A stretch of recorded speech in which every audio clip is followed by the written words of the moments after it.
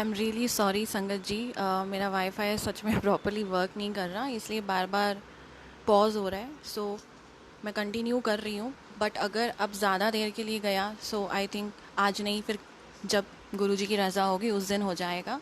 सो मैं कंटिन्यू करती हूँ। तो मैं बता रही थी कि वो बुक का नेम जब गुरुजी ने मुझे बताया कि मिरेकल्स ऑफ गुरुजी बुक का नेम होगा, तो मैंने अपना लैपटॉप उठाया और मैंने उस पर लिख दिया। बिकॉज़ आप थोड़ी देर बाद अगर आप सोचो कि गुरुजी आपको कुछ कह रहे हैं और आप लिखोगे बाद में 1 घंटे बाद आप लिखोगे, तो यू कांट राइट एनीथिंग, क्योंकि आपका माइंड ब्लैंक हो जाएगा। तो मैंने उसी वक्त लिख दिया, क्योंकि ऑलरेडी माइंड में इतनी टेंशन्स घूम रही थी, तो कहाँ याद रहेगा। और तब तो गुरुजी से अभी तो स्टार्टिंग हुई थी एक जुड़ने की, क्योंकि चीज़ें वो गुरुजी खुद सिखा रहे थे, हमें तो कुछ पता ही नहीं था। तो मैंने ना अब बुक का नेम तो लिख दिया। अब मैं सोच में पड़ गई कि गुरुजी इस बुक में लिखूंगी क्या, बिकॉज मुझे तो नहीं आता कुछ भी लिखना। अब मुझे तो आपने ही सिखाना है, क्योंकि जब बुक आपने बोली तो ऑब्वियसली उसमें लिखवाना भी आपको ही पड़ेगा। तो जब हम स्कूल में होते थे तो हमारा एक टाइम फिक्स्ड होता था स्कूल जाने का, और ट्यूशन का टाइम भी फिक्स होता था। ऐसे ही गुरुजी ने मेरा टाइम भी फिक्स कर दिया क्लास का। वो गुरुजी की क्लास थी, क्योंकि गुरुजी कौन है, मेरे टीचर और मैं उनकी स्टूडेंट। सो गुरुजी ने रात का मेरा एक टाइम फिक्स कर दिया। उस टाइम पे गुरुजी के पास मैं आके बैठ जाती थी, अपना लैपटॉप ऑन करती थी और बस गुरुजी को देखती रहती थी। एक बारी गुरुजी को देखना, फिर एक वर्ड लिखना, फिर दूसरा वर्ड लिखना। तो एक एक करके वर्ड गुरुजी ने डिक्टेट करना स्टार्ट किए और मैंने लिखना शुरू कर दिया। और गुरुजी वो हमेशा अपने ऊपर ही लिखवाते थे। वो कोट्स हैं जो मैंने अपनी बुक में शेयर किए हुए हैं। ऐसे करते करते जब मैं बुक लिखती जा रही थी तो कभी कभी मेरी मम्मी इस रूम में रात को आ जाती थी, क्योंकि वो भी सोती नहीं थी। हम दोनों मतलब टेंशन्स में रहते थे कि मेरे पापा ठीक हो जाएं, मतलब उनकी हेल्थ बन जाए, मेरी सिस्टर ठीक हो जाए, और भी बहुत सारी प्रॉब्लम्स चल रही थी। तो गुरुजी के पास ही आके अपनी बातें कर लेते थे। तो मेरे को ये होता था कि मेरी मम्मी जब भी इस रूम में आती थी और अगर मैं उस टाइम पे लैपटॉप में लिख रही हूँ जो गुरुजी मुझे डिक्टेट कर रहे हैं, तो जैसे ही मेरी मम्मी ने आना, गुरुजी ने कुछ भी डिक्टेट नहीं करना और मेरा लैपटॉप बंद कर देती थी मैं, क्योंकि गुरुजी कुछ बोलते ही नहीं थे उस वक्त पे। ये मैंने एक बार ही नोटिस करा। फिर दूसरी बारी भी सेम यही हुआ कि अब मैं बैठी हुई हूँ, मेरी मम्मी भी यहीं पर है, लेकिन गुरुजी कुछ नहीं बोल रहे। अब मैं खुद से तो कुछ नहीं लिख सकती। तो जब सेकेंड डे मेरी मम्मी फिर से यहाँ पर आई तो मैंने अपनी मम्मी को कहा कि ना जब मैं इस रूम में होती हूँ ना तो आप मत आया करो। तो मेरी मम्मी कहती तू लैपटॉप पे बैठ के क्या कर रही होती है। तो मैंने बोला कि मैंने जो जॉब छोड़ दी थी, मैं उसी कोर्स को ना दोबारा से अपडेट कर रही हूँ ताकि ना मैं कहीं और अप्लाई कर सकूँ। तो फिर जब आप आ जाते हो इस रूम में तो हम फिर बातों में लग जाते हैं, मैं पढ़ नहीं पाती, फिर दिन में तो टाइम नहीं मिलता। तो मेरी मम्मी ने कहा ठीक है कि अब ना जब तू चली जाया करेगी इस रूम से मैं तब इधर आ जाया करूँगी। मैंने कहा ठीक है। तो फिर उसके बाद मेरी मम्मी नहीं आती थी जब तक मैं इस रूम में होती थी। तो फिर ऐसे करते करते गुरुजी ने वो बुक लिखवानी स्टार्ट करी। मीन्स मेरा कनेक्शन गुरुजी की आई से है। गुरुजी एक वर्ड बोलते हैं, मैं लिखती हूँ, फिर दूसरा वर्ड बोलते हैं, फिर दूसरा वर्ड लिखती हूँ। ऐसे करते करते गुरुजी ने वो बुक लिखवानी स्टार्ट कर दी। अब वो बुक लिखती जा रही हूँ, बट मुझे कुछ नहीं याद रहता था। आज भी मुझे अपनी बुक की लाइन्स नहीं याद, क्योंकि वो आप नहीं लिख रहे हो, वो गुरु की बानी है जो वो डिक्टेट कर रहे हैं। तो वो आप कैसे याद रख सकते हो। अगर आप खुद से कुछ लिख रहे हो तो ऑब्वियसली आपको याद रहेगा, बट मुझे नहीं याद रहता था क्योंकि वो गुरुजी डिक्टेट करते थे। तो गुरुजी बॉस है मेरे और मैं उनकी सेक्रेटरी इस चीज़ में, तो वो बुक मेरी नहीं है, वो गुरुजी की है। तो अब हुआ ये कि ना बुक लिखती जा रही हूँ। अब गुरुजी ने ये भी बोला था कि ये बुक ना किसी को अभी बतानी नहीं है कि तू लिख रही है या मैं तुझसे लिखवा रहा हूँ, घर पे भी नहीं बताना, क्योंकि मैं हर चीज़ मम्मी को जाके बता देती थी। कोई भी बात हो मम्मी को बताती नहीं, कोई भी बात हो। तो अब मैं ये बात कैसे हाइड करूँ, मेरे से नहीं रखा जा रहा था। बट चलो गुरुजी ने कहा है तो आपको चुप ही रहना है, तो मैं नहीं बता रही थी। मैंने किसी को नहीं बताया कि ऐसे ऐसे गुरुजी बुक लिखवा रहे हैं मुझसे, जो मैं कभी सोच भी नहीं सकती थी अपनी लाइफ में। गुरुजी वो बख्श रहे थे उस वक्त पे। तो ऐसे करते करते जून आया और मेरी बुक ऑलमोस्ट कंप्लीट हो गई। फिर उसमें गुरुजी ने ये समझाया कि इसके अंदर तो अपने सत्संग लिख, जो मेरी फैमिली के साथ गुरुजी ने मिरेकल्स करे, मेरी फैमिली मेम्बर्स के साथ, मेरे पापा, मेरी मम्मी, सबका अपना अपना एक सत्संग है। तो वो मैंने उसमें शेयर कर दिए, और वो जो कोट्स थे जो गुरुजी ने डिक्टेट किए हैं वो मैंने उसमें लिखे। अब गुरुजी ने क्या कहा कि वो बुक तुझे 7 जुलाई को शेयर करनी है। तो गुरुजी का बर्थडे भी आने वाला था। अब गुरुजी के बर्थडे से पहले मुझे, पहली बात तो मुझे यही नहीं पता था मैं बुक शेयर कैसे करूँगी, कहाँ जाऊँगी। मैं किसी संगत को नहीं जानती हूँ, बस मैं एफबी पे कुछ ग्रुप्स में मैंने ज्वाइन कर रखा था, बट मुझे कोई नहीं जानता था, ना मैं किसी को जानती थी। तो मैं कहाँ शेयर करूँगी बुक गुरुजी, अब मुझे तो कुछ पता नहीं था। तो वो भी गुरुजी ने खुद ही रास्ता बनाया, खुद ही सब समझाया। जब गुरुजी का बर्थडे था तो उस दिन हमारे घर में सत्संग था बड़ा, और संगत भी बहुत सारी आनी थी। तो उसके एक दिन पहले हम सब पूरे काम में लगे हुए थे, घर की पूरी डेकोरेशन वगैरह सब कुछ करने में लगे हुए थे। और मेरी बुक की पीडीएफ मैंने रेडी ही नहीं की थी, क्योंकि अब ऑब्वियसली जब आपको बुक शेयर करनी है तो आपको पीडीएफ बनानी पड़ेगी। तो मैंने ना, मेरे पास टाइम भी नहीं था, ना मैं बना पाई और ना ही मैंने बुक पढ़ी थी। और जून में जब मैंने बुक ऑलमोस्ट, मुझे लगा मतलब कंप्लीट हो चुकी है, तो मैंने गुरुजी से पूछा, गुरुजी अब मैं घर पे बता दूं, क्योंकि मेरे को ये हो रहा था कि कोई संगत वो बुक पढ़ेगी तो वो क्या सोचेगी, मतलब उसमें क्या लिखा है, क्योंकि गुरुजी मेरे को तो याद ही नहीं है आपने उसमें क्या डिक्टेट करा है।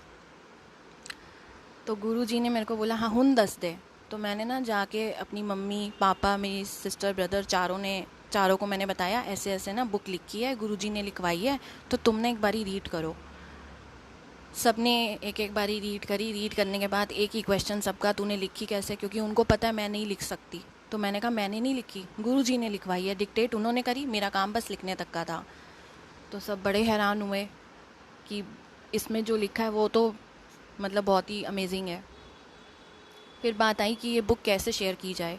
अब बुक तो ऑलमोस्ट कंप्लीट थी और बर्थडे भी पास आ चुका था, तो अब टाइम भी नहीं था कि और ज़्यादा मतलब आगे लिख सकूं मैं। हालांकि गुरुजी मुझे लिखवा रहे थे, मैं अपने रजिस्टर में सब आगे नोट डाउन करती जा रही थी, क्योंकि वो गुरुजी ने सेकंड बुक में शेयर करवाना था इसलिए। तो 7 जुलाई को जब मुझे वो बुक शेयर करनी थी सबसे, तो 6 जुलाई को मैं मतलब जैसे हम सब लगे हुए थे तैयारियां करने में, तो ऐसे करते करते ना मॉर्निंग का टाइम हो गया, पता नहीं 4 या 4:30 बज रहे थे, और मैं तब जाके फ्री हुई। अब मैंने सोचा मैंने तो बुक की पीडीएफ ही नहीं बनाई, अब मैं कब बनाऊंगी, कब मैं शेयर करूंगी संगत से, मुझे तो समझ ही नहीं आ रहा था मतलब मैं करूं क्या। फिर हार के ना मैं फटाफट से बैठी, मैंने अपना लैपटॉप ऑन किया और मैंने पीडीएफ क्रिएट कर दी। हालांकि मैंने चेक भी नहीं किया कि उसमें स्पेलिंग मिस्टेक भी हो सकती थी, बट मैंने कुछ नहीं चेक करा, क्योंकि मुझे था गुरुजी ने लिखवाई है तो गुरुजी को ही पता है उन्होंने किसको रीड करवानी है, और उस वो लिखवाने का एक, वो क्यों लिखवाई गई है वो भी मुझे नहीं पता था। तो वो बुक जब मैंने ना पीडीएफ बना ली, तो मैंने सोचा कि अब ना मैं इस बुक को एक बारी ना खुद पढ़ लेती हूँ, पहले किसी से शेयर करने से पहले इसको खुद भी रीड कर लूँ कि इसमें है क्या, गुरुजी ने क्या लिखवाया है, क्योंकि मुझे तो याद नहीं रहती थी वो लाइंस। अब जब मैं वो बुक पढ़ती जा रही हूँ, मैं उसका एक पेज पढ़ूँ, मैं उसका सेकंड पेज पढ़ रही हूँ, जैसे जैसे मैं पढ़ती जा रही हूँ मैं रोती जा रही हूँ, क्योंकि जो रब से मांगा था वो रब ने मुझे उस बुक के थ्रू एक ब्लेसिंग दी। वो बहुत बड़ी, इतनी बड़ी ब्लेसिंग बन गई कि मैंने कभी सोचा भी नहीं था। सोचना तो दूर की, माइंड में वो चीज़ आ ही नहीं सकती थी, ऐसा था वो, गुरुजी ने वो ऐसा ब्लेस किया उस टाइम पे। तो बस मैं रोती जा रही हूँ, रोती जा रही हूँ, और बस गुरुजी को कह रही हूँ गुरुजी आपने क्या बख्श दिया मुझे, मतलब जिस लड़की को एक ऐसे लिखना नहीं आता आप उससे बुक लिखवा रहे हो, कैसे गुरुजी। और वो दिन आज भी जब याद करती हूँ ना तो वो कभी भूल नहीं सकती। तो अब बात आती है कि मैं बुक कहाँ शेयर करूँ। तो मैं तो किसी संगत को नहीं जानती थी, फिर मैंने क्या करा कि मैं जो भी 2 या 3 ग्रुप्स में ही ऐड थी उस टाइम पे, मैंने वहाँ पर एक पोस्ट अपलोड करी गुरुजी की, जो मैंने बुक का फ्रंट पेज था वो पोस्ट किया, और उसके ऊपर लिख दिया कि ऐसे ऐसे गुरुजी ने बुक लिखवाई है, तो जिस भी संगत को चाहिए होगी वो अपनी मेल आईडी मुझसे शेयर कर दें या फिर अपना व्हाट्सएप नंबर दे दें कमेंट्स में। तो ऐसे करते करते ना मैंने 3-4 पेजेस पे करा, और मुझे ना बहुत सारी संगत के ना मैसेज आने लग गए, तो मैंने सबको शेयर कर दी वो बुक। और मैं इंस्टेंटली शेयर करती थी, ये नहीं कि आज मेल आया चलो 2 दिन बाद भेज लेंगे, नहीं। गुरुजी ने उस वक्त पे जो एनर्जी दी हुई थी वो आज भी मैं सोचती हूँ तो मैं शॉक्ड होती हूँ, क्योंकि मुझे नींद की, मतलब नींद तो मुझे पता ही नहीं था कहाँ चली गई मेरी। मैं हर वक्त एक्टिव हूँ, हर वक्त, मतलब ऐसा लगता ही नहीं था कि मुझे कोई टायर्डनेस भी है, मैं थकी हुई हूँ, कुछ भी ऐसा फील ही नहीं होता था। मैं दिन रात बस बुक भेजी जा रही हूँ और बस गुरुजी की मौज ले रही थी। जो गुरुजी ने उस वक्त पे नज़ारे लगाए, जो अपने रंग में उन्होंने रंगाया, वो तो कुछ अलग ही था, वो फीलिंग कुछ अलग थी। वह उसको आप एक्सप्रेस नहीं कर पाओगे कि आपको रब मिल गए। जब रब मिलते हैं ना तो दुनिया की खबर नहीं रहती, तो वो उस टाइम पे मेरे साथ था। और तभी मैंने एक भजन सुना था सदा मासूम जी का, कमली वाला, जो मेरा तब से फेवरेट है, क्योंकि वाकई में जब रब आपको मिलते हैं ना तो आप उनके प्यार में कमले हो जाते हो, जिसे कहते हैं पूरी तरह पागल हो जाना अपने रब के लिए, उनकी धुन में मस्त रहना, और आपको फिर किसी की खबर नहीं रहती, बस आप अपने रब में खो जाते हो। तो दैट वाज द टाइम कि बस गुरुजी में मस्त, हर वक्त बस गुरुजी की बुक शेयर कर रही हूँ। फिर ऐसे करते करते संगत से कनेक्ट होती गई, सब जुड़ते गए। तो बाद में जाकर मुझे एक चीज़ समझ में आई, जो गुरुजी ने समझाया कि जब मैंने वो जॉब छोड़ी थी तो मुझे अफ़सोस था कि मैंने वो जॉब क्यों छोड़ी, मुझे छोड़नी नहीं चाहिए थी, मेरी नॉलेज बढ़ती, वहाँ पर मैंने गलती कर दी। लेकिन बाद में वो समझ में आया, क्योंकि कहते हैं ना, हर चीज़ के पीछे एक अच्छाई होती है, हर चीज़ के पीछे एक रीज़न होता है। वो आप उस वक्त नहीं समझ पाओगे, लेकिन जब वक्त आएगा तो आप खुद समझ जाओगे। और समझाने के लिए हमारे गुरुजी हैं। तो जब गुरुजी ने वो बुक लिखवा दी, तब जाकर मुझे समझ में आया कि अगर मैं वो ही जॉब कर रही होती जहाँ पे मैं लगी हुई थी करने में, तो वहाँ तो मुझे एक मतलब एक फिक्स्ड सैलरी होती है, वही मिलनी थी। कितना टाइम मैं उसको चला लेती। और दूसरा सबसे बड़ी बात कि गुरुजी से मेरा कनेक्शन ख़राब हो रहा था कि मैं गुरुजी के पास ही नहीं बैठ पा रही थी, मेरे पास 5 मिनट का भी टाइम नहीं होता था, मैं इतनी परेशान हो गई थी वो जॉब करके। तो मैं ये कहती थी, गुरुजी मैं कहाँ फंस गई हूँ, मेरे तो बस की नहीं है ये जॉब करना, क्योंकि मैं तो आपके पास ही नहीं बैठ पाती, अब तो मैं सारा दिन बस जॉब में ही लगी रहती हूँ। इतना मुझे उन्होंने बिज़ी कर दिया था उस टाइम पे। लेकिन जब गुरुजी ने बुक लिखवाई तो समझ में आया कि वो जॉब गुरुजी ने इसलिए छुटवाई थी क्योंकि गुरुजी ने अपनी जॉब पर लगवाना था, इस सेवा पे लगाना था। और इस सेवा में जो सैलरी है वो क्या है? ब्लेसिंग्स, गुरु जी की ब्लेसिंग्स। और संगत की भी, जो इतनी प्यारी प्यारी ब्लेसिंग्स सब देते हैं, इतना प्यार करते हैं, वो आप नहीं कमा पाओगे, वो कमाना बहुत मुश्किल है। रब की ब्लेसिंग्स मिलना सबसे बड़ी बात होती है। तो ये सबसे बड़ी सेवा गुरु जी ने दे दी, उन्होंने अपनी जॉब पे रखा और ऐसे गुरु जी ने मुझे जोड़ा अपने से। फिर ऐसे करते करते गुरु जी ने सेकंड बुक भी लिखवाई, उसके ऊपर भी एक सत्संग है, बट वो लेटर ऑन शेयर करूँगी।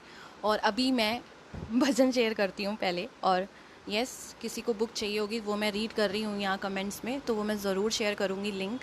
और मैं अतुल अंकल जी से भी वो लिंक क्रिएट करके शेयर कर दूँगी, तो वो आपको शेयर कर देंगे, या फिर जो मेरे से कनेक्टेड है मैं उनको दे दूँगी, ठीक है।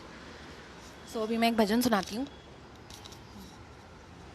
गुरु मेरी पूजा, गुरु गोविंद, गुरु मेरा पार ब्रह्म, गुरु भगवंत। गुरु मेरी पूजा, गुरु गोविंद, गुरु मेरा पार ब्रह्म, गुरु भगवंत। गुरुर्ब्रह्मा गुरुर्विष्णु गुरुर्देवो महेश्वरा, गुरुर्साक्षात् परं ब्रह्म तस्मै श्री गुरुवे नमः। गुरुर्ब्रह्मा गुरुर्विष्णु गुरुर्देवो महेश्वरा, गुरुर्साक्षात् परं ब्रह्म तस्मै श्री गुरुवे नमः। सेकंड भजन कमली के ऊपर, क्योंकि हाँ, जब आपको गुरुजी मिल जाते हैं, जब आपको आपके रब मिल जाते हैं, तो आप सच में उनके प्यार में, वो इतना प्यार, इतनी ब्लेसिंग्स आपको बख्शते हैं कि सच में आप ये वर्ड आप खुद बोलोगे कि हम सच में गुरुजी के कमले हो चुके हैं। तो मैं उसके ऊपर भजन गाऊंगी, बिकॉज़ मेरा वो बहुत फेवरेट है।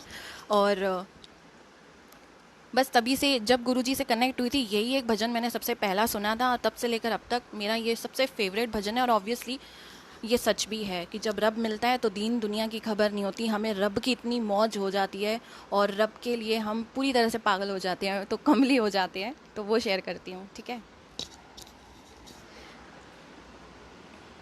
कमली हो गैया, मैं कमली हो गैया, ओ गुरुजी तेरे प्यार विच मैं कमली हो गैया, मैं कमली हो गैया। ओ साइया तेरे प्यार विच मैं कमली हो गैया, मैं कमली हो गैया। ओ सतगुरु तेरे प्यार विच मैं कमली हो गैया, मैं कमली हो गैया। एक पल विच मेरे हंझू वगदे, दूजे पल मैं हस्सा, हाय। एक पल विच मेरे हंझू वगदे, दूजे पल मैं हस्सा। तेरे तरस नू हर वेले तरसा, दर्द ना किधरे दसा। मैं कमली हो गैया, मैं कमली हो गैया। ओ साइया तेरे प्यार विच मैं कमली हो गैया, मैं कमली हो गैया। ओ सतगुरु तेरे प्यार विच मैं कमली हो गैया, मैं कमली हो गैया। इश्क तेरे ने कमली किता जग दी परवाह छड्डा, हाय इश्क तेरे ने कमली किता जग दी परवाह छड्डा, तेरे रंग विच मेरे गुरु जी छम छम करके नचा, मैं कमली हो गईया, मैं कमली हो गईया, ओ साइया तेरे प्यार विच मैं कमली हो गईया, मैं कमली हो गईया, हर वेले बस तू ही मेरी नजरा विच समाया, हाय हर वेले बस तू ही मेरी नजरा विच समाया, बस एक तू ही लगे है अपना है जग लगे पराया, मैं कमली हो गईया, मैं कमली हो गईया, ओ साइया तेरे प्यार विच मैं कमली हो गईया, मैं कमली हो गईया, गुरु जी तेरी फोटो नाल मैं करदी रहंदी गल्ला, हाय गुरु जी तेरी फोटो नाल मैं करदी रहंदी गल्ला, हर वेले ऐ दिल मेरा करदा जल्दी मंदिर चला, मैं कमली हो गईया, मैं कमली हो गईया, ओ सतगुरु तेरे प्यार विच मैं कमली हो गईया, मैं कमली हो गईया। ये था कमली भजन जो मेरा बहुत ही फेवरेट है। और इसके ऊपर भी एक बात बताती हूँ, जब मैंने ये भजन सुना ना तो मुझे बड़ा अच्छा लगता था, मैं बार बार सुनती रहती थी। उस टाइम पे मैं अपनी स्टडीज़ भी कर रही होती थी, क्योंकि डिजिटल मार्केटिंग जो मैंने सीखी थी तो मैं उसको अपडेट करती रहती थी, तो गुरुजी के रूम में ही बैठ के पढ़ रही होती थी। क्योंकि मतलब जब से गुरुजी से जुड़ी हूँ, उससे पहले भी जब हम भगवान जी को तो पहले भी मानते थे, शिव जी तो गुरुजी ही हैं, तो कोई भी चीज़ नहीं आती तो इन्हीं को कहते हैं कि भाई आप ही सिखा दो। तो बहुत सारे टॉपिक्स होते थे नहीं समझ में आते थे, क्योंकि मैं कोई और कोर्स भी कर रही थी, मुझे उस टाइम पे एग्ज़ाम्स देने थे जो बहुत टफ़ थे मेरे लिए, और मुझे उसमें बहुत सारे ऐसे टॉपिक्स थे जो समझ ही नहीं आते थे, और इवन जो हमारे मेंटर होते थे वो कुछ सिखाते ही नहीं थे। आप इंस्टीट्यूट में जा रहे हो, बस आप वहाँ फ़ी पे कर रहे हो, बट आपको कुछ नहीं सिखा रहे। तो वो मेरे साथ हो रहा था उस वक्त पे। तो मैं गुरुजी के पास आके बैठ जाती थी कि गुरुजी सिखाओ, अब गूगल सर्च करना, ये देखना, वो देखना, यहाँ से उठाओ नोट्स, वहाँ से उठाओ, ये करती रहती थी। करते करते गुरुजी खुद ही चीज़ें सिखाने लग गए। मतलब जो चीज़ें मुझे नहीं आती थी वो चीज़ें गुरुजी ने सिखाई। तो असली टीचर तो गुरुजी हैं, उनसे बड़ा कोई हो नहीं सकता और ना ही कोई होगा। सो अगर आपको भी कुछ ना आता हो, फॉर एग्ज़ाम्पल आपको एजुकेशन से रिलेटेड कोई चीज़ नहीं आती, रब के पास बैठो और गुरुजी को बोलो सिखाओ, वो सब कुछ सिखाएंगे आपको। बस दिल से जुड़ो उनसे। और अब जो आई थिंक मुझे लग रहा है ये वाईफाई ना इसलिए जा रहा था क्योंकि बात अंकल जी से ये हुई थी मेरी, कि उन्होंने बोला था सत्संग सुनाना लेकिन भजन ज़्यादा सुनाना, लेकिन मैं सुनाने लगी पहले सत्संग, और मुझे ये था कि पहले मैं भजन सुनाऊंगी, बट पता नहीं उस टाइम पे लगा कि पहले सत्संग सुनाती हूँ, क्योंकि जब तक सारी संगत यहाँ पर कनेक्ट हो जाएगी और फिर मैं शेयर कर दूँगी। बट अब वाईफाई नहीं जा रहा, तो शायद गुरुजी को भी भजन ही सुनने थे, तो वही शेयर कर रही हूँ। और अभी जो मैं नेक्स्ट भजन शेयर कर रही हूँ वो है हमारे गुरुजी के,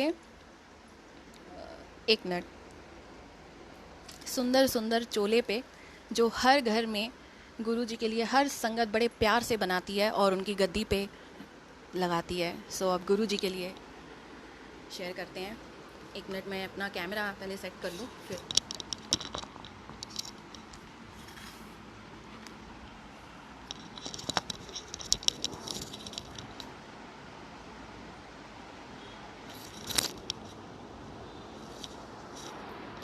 ओके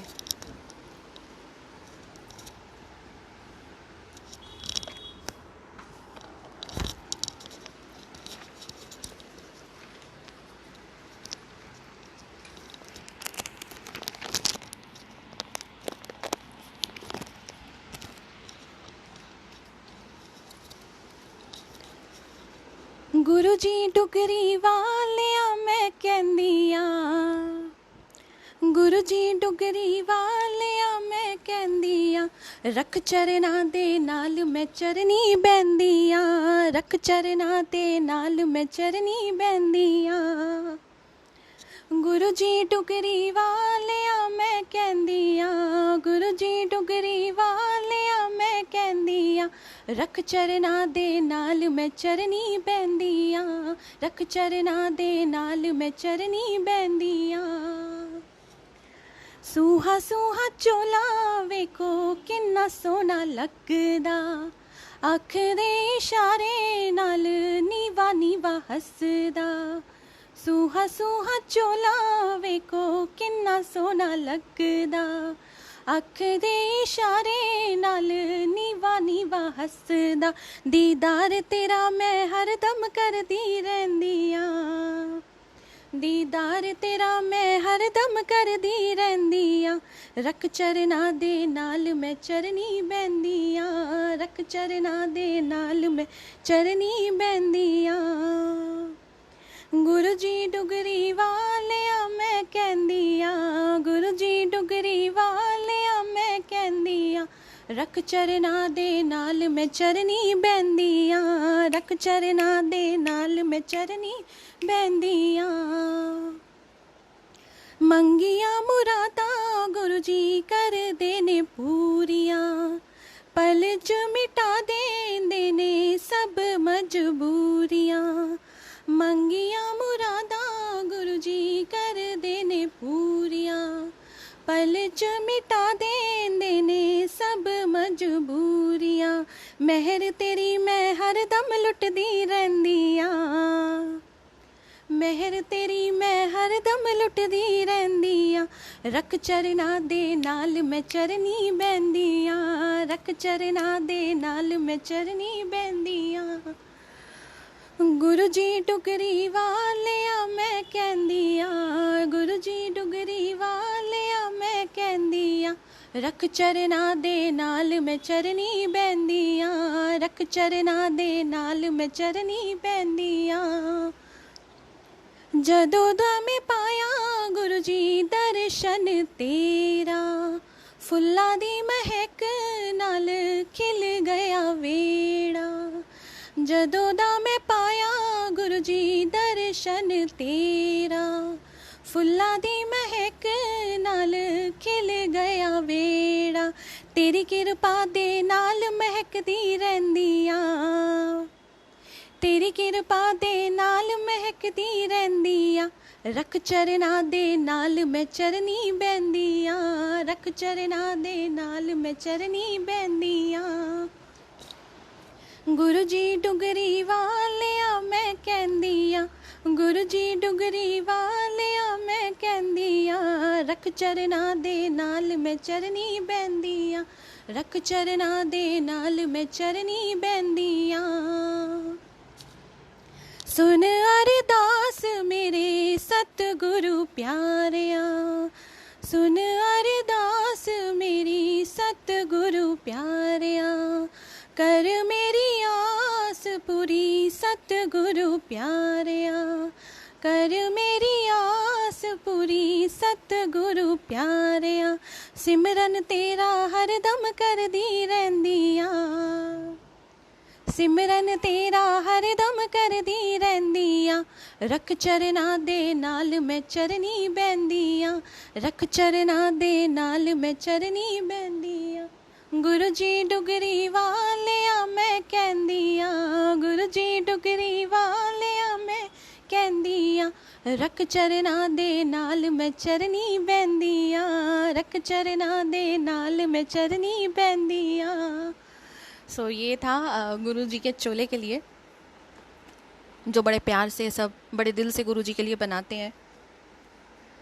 और अब गुरु जी के पास ही लेकर जा रही हूँ ट्राइपॉड को, सो प्लीज़ एक मिनट दीजिए।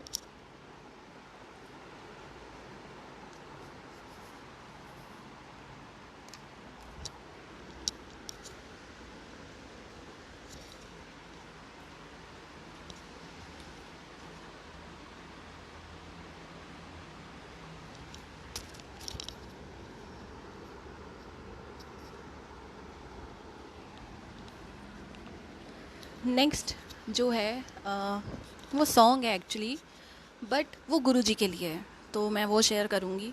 क्योंकि जब गुरुजी की याद आती है तो रोना बड़ा आता है, और वो सबके साथ होता है। और तब उस वक्त होता है कि गुरुजी आप क्यों चले गए।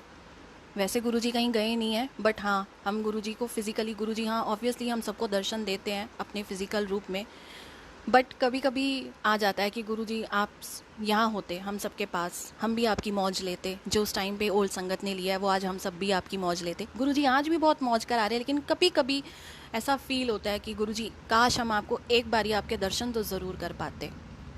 सो उस पर मैं शेयर कर रही हूँ, सॉन्ग है, सो पहले ही बता रही हूँ। 2 मिनट लेकर जरा गा रही हूँ।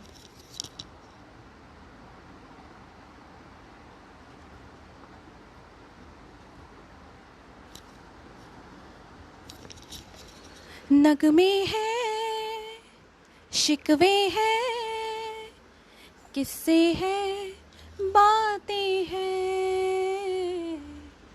नगमे हैं, शिकवे हैं, किस्से हैं, बातें हैं। बातें भूल जाती हैं, यादें याद आती है। बातें भूल जाती है, यादें याद आती है। ये यादें किसी दिलो जानम के चले जाने के बाद आती है। यादें यादें खट्टी मीठी यादें। सा गा रे गा सा रे नी सा सा सा, सा गा रे गा सा रे नी सा सा सा, सा गा रे गा सा रे धा पा धा, सा गा रे गा सा रे धा मा पा धा। सो ये यादें जो सॉन्ग है ये गुरुजी के लिए था। और नेक्स्ट सुनाती हूँ। आई नो मैं सिर्फ भजन ही सुना रही हूँ, बट मुझे ऐसा लग रहा है अब, बिकॉज जैसे ही लाइव स्टार्ट हुआ मैंने तो सोचा कि चलो सत्संग से शेयर कर लेती हूँ, सत्संग से स्टार्ट करती हूँ। बट आज गुरुजी शायद सत्संग नहीं भजन ही सुनना चाहते हैं, तो वही कंटिन्यू करती हूँ, क्योंकि वाईफाई भी प्रॉपरली वर्क कर रहा है अब। जो नेक्स्ट है वो कौन सा है,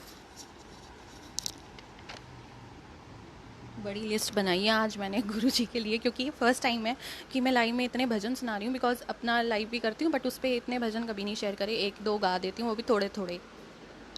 सो गुरुजी का शुक्राना, क्योंकि ये सब कुछ उनका बख्शा हुआ है, ये सेवा, ये भजन गाना, क्योंकि इतने आसान नहीं होता। और मैं कोई सिंगर तो हूँ नहीं, बट हाँ गुरुजी के लिए जो गा रही हूँ दिल से गा रही हूँ। तो बस गुरुजी आपका बहुत बहुत शुक्राना है, क्योंकि आज जो कुछ भी हूँ वो आपकी वजह से हूँ।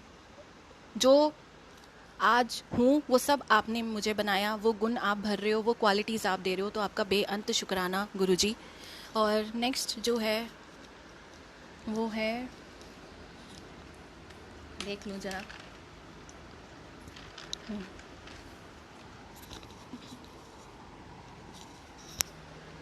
वो गुरुजी का फेवरेट सॉन्ग है, सो वो शेयर कर रही हूँ। लग जा गले के फिर ये हंसी रात हो ना हो, शायद फिर इस जन्म में मुलाकात हो ना हो। लग जा गले के फिर ये हंसी रात हो ना हो, शायद फिर इस जन्म में मुलाकात हो ना हो। लग जा गले से हमको मिली है आज ये घड़ियाँ नसीब से, जी भर के देख लीजिए हमको करीब से, फिर आपके नसीब में ये बात हो ना हो, शायद फिर इस जन्म में मुलाकात हो ना हो। लग जा गले के फिर ये हंसी रात हो ना हो, शायद फिर इस जन्म में मुलाकात हो ना हो। लग जा गले से। और नेक्स्ट जो सॉन्ग है, भजन है वो है कि हमारे गुरुजी हैं बहुत ही प्यारे, जो लगते हैं सबको बहुत ही न्यारे, और सबकी आंखों के हैं वो तारे। ये लाइन गुरुजी ने लिखवाई थी आज ही, सो ये बीच में ऐड करी है मैंने, बिकॉज भजन कुछ ऐसा है, सो इसलिए।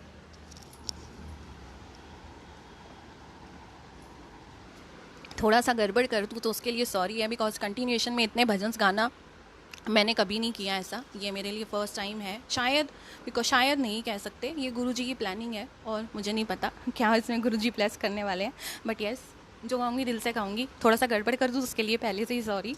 और नेक्स्ट भजन शेयर करती हूँ, चाहे थोड़ा ही शेयर करूँ बट करूँगी।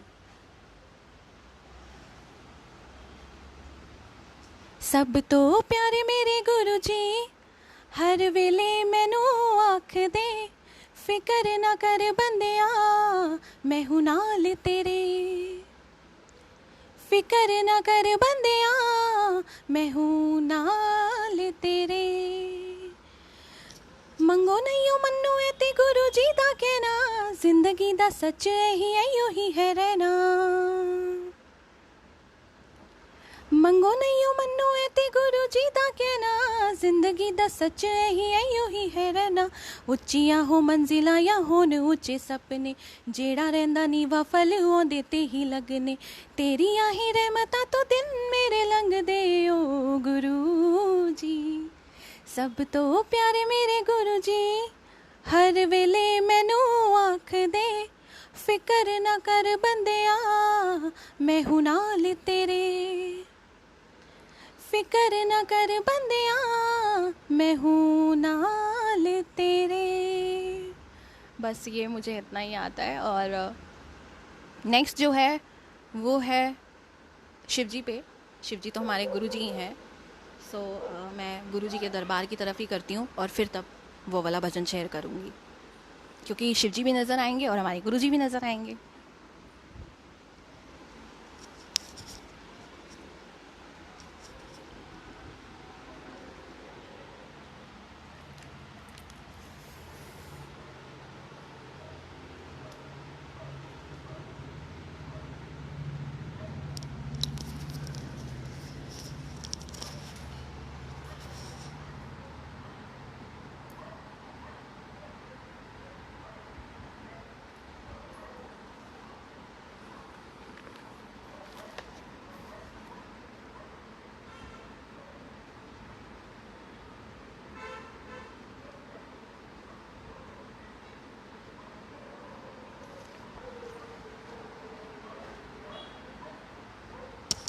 तो नेक्स्ट जो है वो है भजन।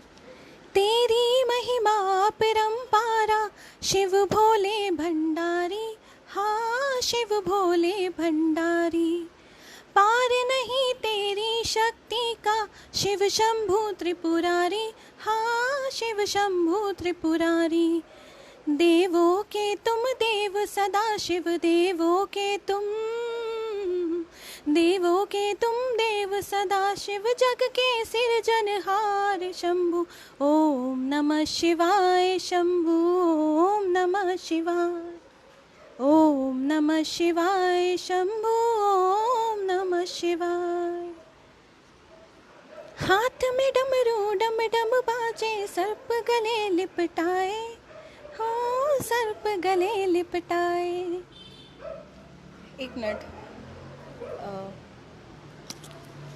वेट करना, सॉरी वाईफाई थोड़ा सा डिस्कनेक्ट हो रहा था, सो इसलिए।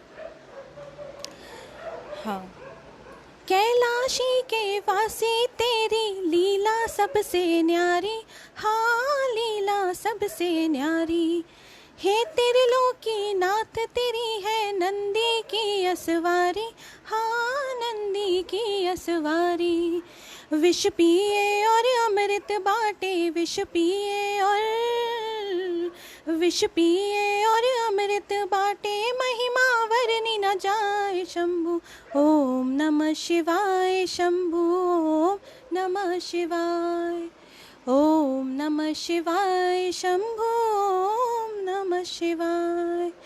दीन दयाल दया के सागर तुझ जैसा नादानी, हाँ तुझ जैसा नादानी। गाथा तेरी औगड़ दानी, जाए नहीं बखानी, हाँ जाए नहीं बखानी। तेरी नज़रों में शिव शंकर, तेरी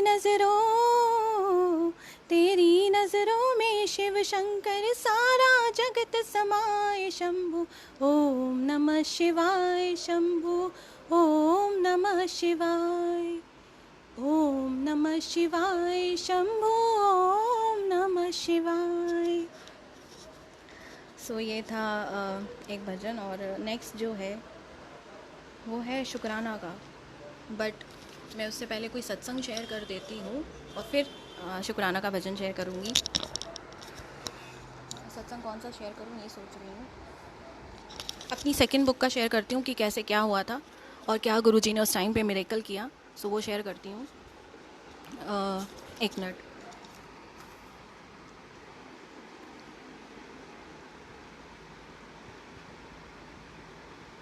एक्चुअली ना लाइव में गुरुजी का यही स्वरूप मुझे सामने रखना ज़्यादा वो रखता है, क्योंकि जो कुछ भी बोलती हूँ वो गुरुजी सिखाते हैं। उनके बगैर तो मैं बिल्कुल ज़ीरो हूँ। आई कांट, मैं एक सिंगल वर्ड भी नहीं बोल सकती। सो इसलिए गुरुजी का सामने होना बहुत ज़रूरी है। तो अब आती है सेकंड सत्संग की बारी कि सेकंड बुक कैसे लिखी। फर्स्ट बुक जब लिख रही थी और जब शेयर करने वाली थी तो गुरुजी सेकंड बुक के लिए पहले से ही लिखवाना स्टार्ट कर चुके थे और मैं लिखती जा रही थी अपने रजिस्टर के अंदर। और अब सेकंड बुक गुरुजी ने मुझे कहा कि मुझे मेरे बर्थडे पे शेयर करनी है। जुलाई में मैंने फ़र्स्ट बुक शेयर करी और दिसंबर में मुझे सेकंड बुक शेयर करनी थी। तो अक्टूबर में, मतलब कहते हैं ना लाइफ में जब बहुत सारी टेंशन्स आती हैं ना, तो कभी कभी इंसान इतना अपसेट हो जाता है कि वो, आप उसे एक डिप्रेशन कह सकते हो। कि मैं उस टाइम पे ऐसा ही मेरे साथ हुआ कि मैं बिल्कुल चुप रहने लग गई और मेरा किसी से बात करने का मन नहीं करता था। मैं हंसती नहीं थी, फ़ोन भी यूज़ नहीं करती थी मैं, और बस मैं अपना चुप करके बैठी रहती थी। इवन मेरी मम्मी भी मुझे कहती थी कि तू हमसे ना बात करती है ना तू हंसती है, क्या हो गया है तेरे को।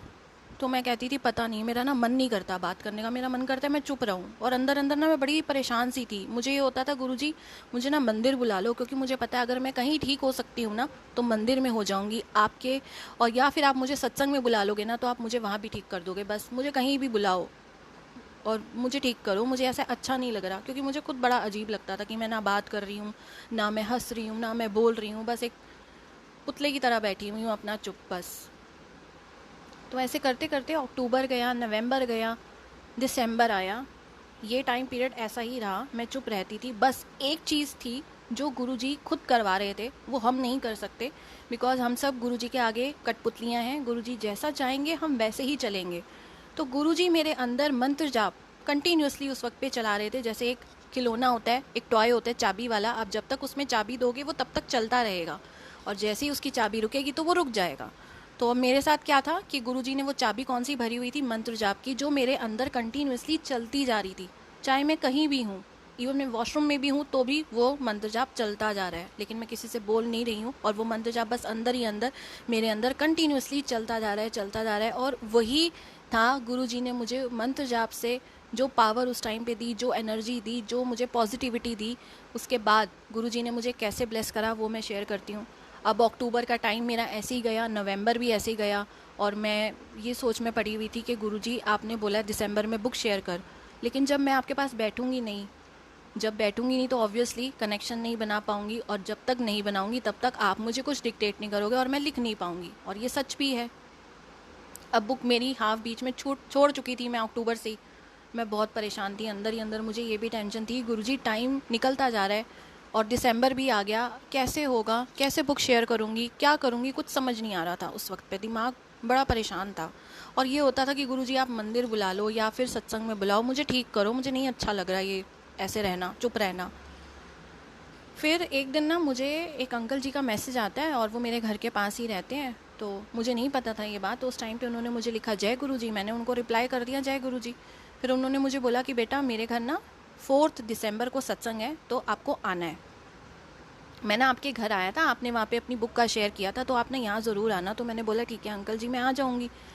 अब पता नहीं 5th या 6th या पता नहीं 7 को हमारे घर भी सत्संग था, मुझे डेट नहीं याद। तो हम उसकी तैयारियों में भी लगे हुए थे और विंटर्स का टाइम था। तो मुझे ये था कि यहाँ तो मैंने ज़रूर जाना है, तो मैंने घर पे बताया कि ऐसे ऐसे सत्संग है, अंकल ने बुलाया तो हम सब चलेंगे। तो सब ने कहा हाँ, हम चलेंगे। लेकिन जब शाम हुई ना तो हम सब थक गए और इतनी ठंड हो रही थी, इतनी ज़्यादा, कि सबको हो रहा था कि चलो नेक्स्ट टाइम चल लेंगे। और उस टाइम पे एक चीज़ गुरुजी और करवा रहे थे, वो क्या था कि हमारे दिल्ली में चांदनी चौक एक जगह है, वहाँ पर गौरी शंकर जी का मंदिर है और शीशगंज गुरुद्वारा है वहाँ पर।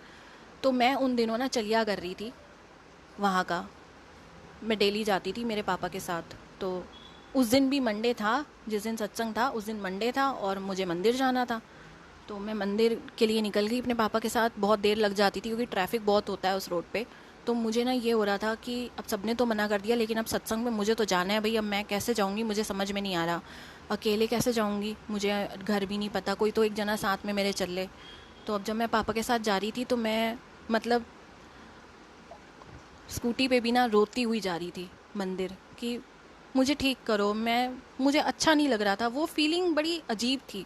मतलब ये हो रहा था कि क्या हो गया है मेरे को, मैं ऐसे क्यों चुप रहती हूँ, मैं हंसती भी नहीं हूँ, मैं बात भी नहीं करती किसी से, पता नहीं ऐसी क्यों हो गई हूँ। पता नहीं अपसेट ऐसी हो चुकी थी कि बस अंदर से ऐसा लगता था कि अंदर से बस एक इंसान मर चुका होता ना, वो फीलिंग मेरे को उस टाइम पे होती थी। तो मैं बड़ी उदास रहती थी। तो मैं रोते रोते मंदिर पहुंची और जैसे ही मुझे लगा कि यार अब उतरने वाले हैं, चलो जल्दी से आंसू पोंछ लो, पापा को नहीं पता चलना चाहिए। अब उसके बाद जो है वहाँ पर क्या हुआ मेरे साथ, वहाँ पर कुछ फ़नी हुआ। मैं हंस तो रही नहीं थी, अक्टूबर से लेकर दिसंबर आ गया, हंसना क्या है मुझे पता ही नहीं, वो कहाँ चला गया मुझे याद ही नहीं है कि हंसी होती क्या है। तो हम मंदिर में गए तो मेरे पापा ने ना वहाँ वहाँ पर एक दूध की पॉलीथीन ले ली, दूध की जो पैक्ड आती है ना थैलियाँ, वो ले ली, और कि शिवलिंग पे चढ़ाएंगे हम दूध। तो हमने वो लिया और उसके बाद हम ऊपर गए मंदिर में। जब वहाँ पर पहुँचे ना तो जो गौरी शंकर जी का मंदिर है वो बहुत ही मतलब बहुत मानता है उस मंदिर की। तो वहाँ पर बहुत होते हैं, बहुत ज़्यादा लोग होते हैं, और अंकल और बॉयज़ जो है ना वो ज़्यादा शिवलिंग पे पूरे घेर के खड़े हो जाते हैं। तो वहाँ पे जगह मिलना बड़ी मुश्किल से आप जल चढ़ा पाते हो, ऐसा वहाँ पे कुछ होता है। लाइंस प्रॉपर नहीं बनी होती, तो थोड़ा सा ये इशू रहता है। तो अब मैं मेरे पापा के साथ गई तो पापा ने ना वो पॉलीथीन खोली और हमने ना लोटे के अंदर दूध डाल दिया। अब मेरे पापा ने तो चढ़ा लिया दूध। अब बारी आई मेरे पे कि मुझे चढ़ाना है। अब मेरे आगे ना एक अंकल थे, वो पूरे शिवलिंग के ऊपर लेटे हुए थे, समझ लो पूरे ही शिवलिंग के ऊपर गिर गए हैं। और मैं उन अंकल को बोल रही हूँ, अंकल जी आपने चढ़ा लिया तो अब आप हट जाओ, मैंने भी चढ़ाना है। मैं कैसे चढ़ाऊंगी, आप तो पूरे शिवलिंग के ऊपर ही हो गए हो। और सामने जितने खड़े थे वो सब उनको देख रहे थे, लेकिन लड़के तो फिर भी घुस जाते हैं कि भाई चलो चढ़ा लेंगे। लेकिन अब मैं कैसे जाऊँ, मुझे समझ ही नहीं आ रहा था। तो मैंने ना बड़ी बारी बोला उन अंकल को, उन्होंने सुनी नहीं। वो कहते अभी हट रहा हूँ, अभी हट रहा हूँ, और ना वो बस बार बार उठ रहे थे और बाजू मारे जा रहे थे। तो अब मेरे हाथ में ना लोटा था जिसके अंदर दूध था। विंटर्स का टाइम था, मुझे सुध बुध वैसे ही नहीं थी, और मेरे को बस इतना था कि ये हटें तो मैं जल चढ़ाऊँ अपना, क्योंकि वहाँ जाकर एक सुकून मिलता था। तो फिर क्या हुआ कि मैंने जैसे ही उनको बोला तो मेरा लोटा ऐसे था आगे मेरे हाथ में, और अंकल ने कोनी एकदम से मारी। अब उन्होंने देखा नहीं या क्या मुझे नहीं पता, वो लोटे का जो दूध था वो पूरा मेरे ऊपर गिर गया। मतलब मेरा पूरा फेस, मेरे हेयर्स पे, मेरे कोट पे, मतलब पूरी दूध मेरे ऊपर गिर गया वो। तो उस टाइम पे मुझे बड़ी हंसी आई। तो वो दिन था, मैं वहाँ मंदिर में मुझे क्यों हंसी आई कि ये मेरे साथ हो क्या गया कि मतलब मैं लोटा लेके खड़ी हूँ और अंकल ने वो मेरे ऊपर ही सीधा घेर दिया। अब मेरे साथ ना एक मतलब स्कूल स्टूडेंट्स ही लग रहे थे, एक अंकल और एक मतलब एक बॉय और एक गर्ल थे। वो दोनों मतलब 2-3 जनों का वो बैच था और स्कूल स्टूडेंट्स ही लग रहे थे, बैग वगैरह उन्होंने ले रखा था। वो भी बहुत हंसे कि ये क्या हो गया है। फिर मैंने उस टाइम थोड़ा सा, मैं आई होश में, मैंने अपना हैंकी लिया, मैंने सारा क्लीन किया। उसके बाद ना मैंने अंकल को बोला, अंकल आपने मेरा सारा दूध गिरवा दिया है, अब मैं क्या चढ़ाऊँगी। वो सुन ही नहीं रहे थे। फिर जी मेरे पापा ने ना मेरे को कहा कि तूने चढ़ा लिया। मैंने कहा क्या चढ़ाया, वो मेरे ऊपर घेर दिया उन्होंने, सारा तो दूध मेरे ऊपर ही गिर गया। अब फूल चढ़ाने की बारी आई तो वो टोकरी भी मेरे हाथ में थी। अंकल ने फिर से धक्का मारा और वो फिर से वो टोकरी, वो फूल भी मेरे ऊपर गिर गए, और टोकरी में हार्डली 1 या 2 फूल रह गए थे। चलो फिर साइड में वो हुए अंकल, और फिर मैंने वो एक आधा फूल चढ़ाया। तो मेरे को मज़ा नहीं आया उस दिन, लेकिन हंसी बहुत आ रही थी। और पूरे टाइम जब तक मैं मंदिर में थी, जिस भी मूर्ति के आगे जा रही थी बस हंसी जा रही थी कि ये हुआ क्या है आज मेरे साथ, इतना फ़नी सा कुछ हो गया है। फिर उसके बाद हम गुरुद्वारे गए, वहाँ पर माथा टेका, फिर हम घर वापस निकले। मतलब 2-3 घंटे लग जाते थे, ट्रैफिक जब बहुत होता है उस टाइम पे। अब ना आई मैं रोते हुई थी, लेकिन मंदिर जब पहुंची तो मैं बड़ी खुश हो गई, जो भी वो उस टाइम पे हुआ। फिर जब वहाँ से मैं निकली तो मेरे ना मन में हो रहा था कि गुरुजी मेरे को ना सत्संग में प्लीज़ बुला लो, क्योंकि आप मुझे वहीं ब्लेस करोगे, आप मुझे वहीं ठीक करोगे। मैंने ना बड़ा डर डर के सोचा कि मैं पापा को बोलती हूँ कि ना आप मेरे को ले चलो सत्संग में। हार्डली मैं जानती थी कि वहाँ पर बहुत देर लग चुकी है, ऑलरेडी हमें 3-4 घंटे हो चुके थे, तो अब मेरे को कोई डांट ना पड़ जाए। लेकिन मैंने सोचा चलो कोई नहीं, पड़ जाएगी, पर बोल देती हूँ। तो मैंने ना अपने पापा को कहा कि ऐसे ऐसे वो जो सत्संग है वहाँ पर आप चल लोगे मेरे साथ। तो मेरे पापा ने मुझे बोला कि देख, हम जब तक वहाँ पहुँचेंगे ना सत्संग ख़त्म हो जाएगा या फिर आधे घंटे का बचेगा। जिनके घर सत्संग होगा वो ये सोचेंगे कि ये लंगर करने आए हैं। तो मैंने बोला कि पहली बात तो हम जिनके घर जा रहे हैं वो उनका घर नहीं, वो गुरुजी का घर है। रही बात लंगर प्रसाद की, वो नसीब में होगा तो मिल जाएगा और नहीं हुआ तो कोई बात नहीं, मुझे बस गुरुजी के दर्शन करने हैं। अब एक बारी माथा टेक कर आना है वहाँ पर, क्योंकि मैं जानती थी कि मैं वहीं से ठीक हो सकती हूँ, या फिर गुरुजी बड़े मंदिर बुला लें या फिर सत्संग में बुला लें। तो फिर मेरे पापा ने कहा कि चल ठीक है, चल लेंगे। तो और पता नहीं उस टाइम गुरुजी ने टाइम इतना शॉर्ट कैसे कर दिया, हम बहुत जल्दी घर पहुँच गए, जबकि इतनी जल्दी हम पहुँचते नहीं हैं, टाइम लगता था। जल्दी जल्दी घर आई, मैंने फटाफट से अपना प्रसाद रखा मंदिर का और उसके बाद हम सत्संग के लिए निकल गए। अब जिस जगह पे मुझे जाना था, एक आंटी मुझसे मेरी फ़र्स्ट बुक से कनेक्टेड थी, तो उन्होंने मुझे एक बारी बोला था कि मेरे ब्रदर ना तेरे घर के पास रहते हैं। तो पता नहीं मुझे क्यों ऐसा लग रहा था कि शायद ये उन्हीं अंकल का घर ना हो, और क्या पता यहाँ पर वो आंटी मुझे मिले, क्योंकि वो मुझे हमेशा कहती थी कि मैं जब भी आऊँगी ना अपने ब्रदर के यहाँ तो मैं तुमसे ज़रूर मिलूँगी। तो मैंने कहा ठीक है आंटी, मिलेंगे। तो मुझे डाउट था कि शायद ये आंटी के ब्रदर ही हैं जिनके घर मैं जा रही हूँ। अब जब मैं वहाँ पहुँची तो मैं बड़ी उदास थी उस वक्त पे, मेरी आंखें लाल हुई पड़ी थी, क्योंकि मैं रोई भी बहुत हूँ उन दिनों। अकेले होना, रो लेना, ऐसे करती थी। तो जैसे ही एंट्री करी उनके घर में, तो सामने से आंटी स्टेयर से उतर के आ रही थी और उन्होंने मुझे देख लिया। फिर मैंने उनको जय गुरु जी करा, वो भी मुझे जय गुरु जी करने लगी। तो मैंने उनको स्माइल पास कर दी कि भाई ऐसा उनको ना लगे कि भाई इसको कुछ, मतलब बड़ी अपसेट सी ना लगूँ मैं किसी को। तो मैंने ऐसे स्माइल कर दी उनको कि मैं ठीक हूँ। तो उन्होंने भी बड़े खुश होकर मुझे जय गुरु जी बोला। फिर वो सेवा में लग गई, क्योंकि संगत बहुत थी वहाँ पर भी, 150 या 200 के अराउंड थी वहाँ।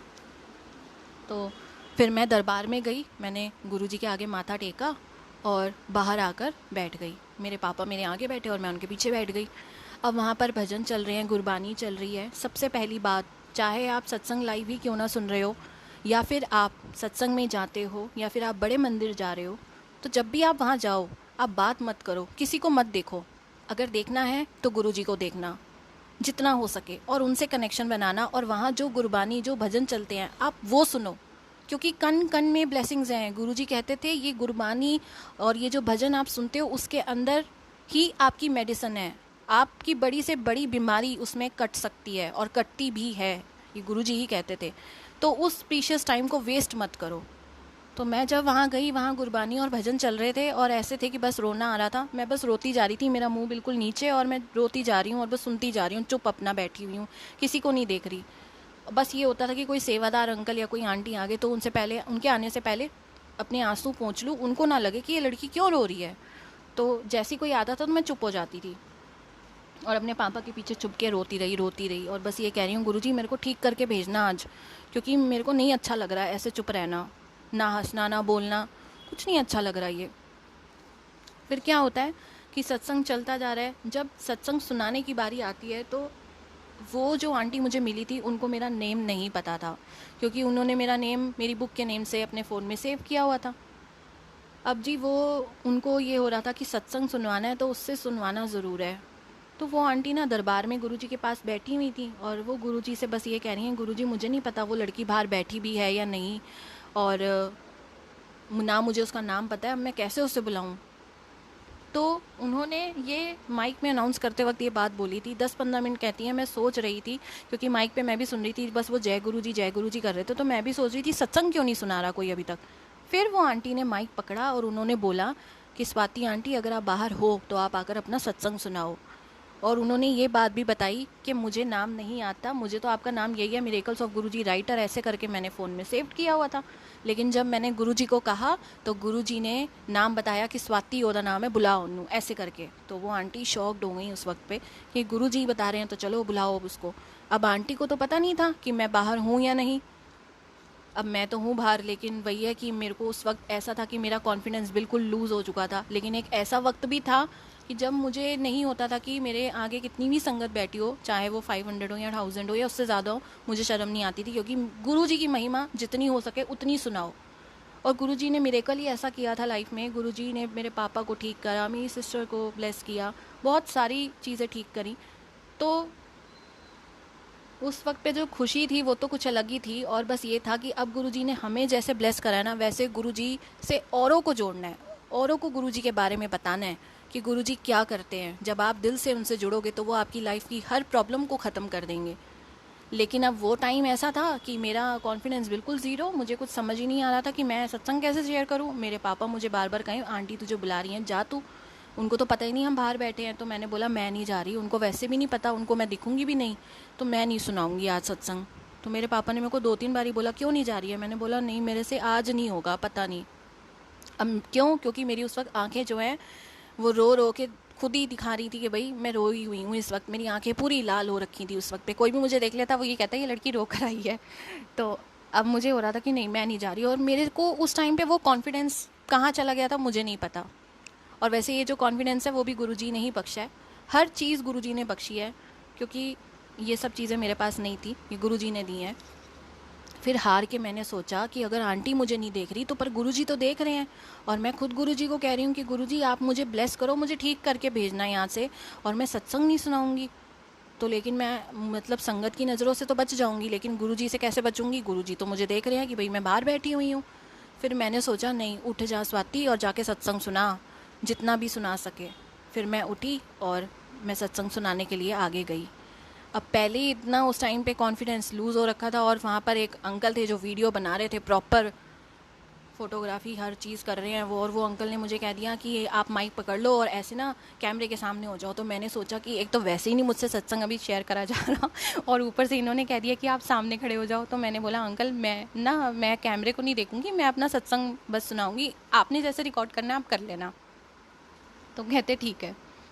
अब मैं सत्संग सुनाने लगी। तो मैंने पहला सत्संग ना अपने पापा का ही सुनाया, काफ़ी बड़ा सत्संग है मेरे फादर का, मैंने बहुत शॉर्ट में यहाँ पे शेयर किया है। सो वो सुनाया और सब बड़े ही मज़े से सुन रहे थे।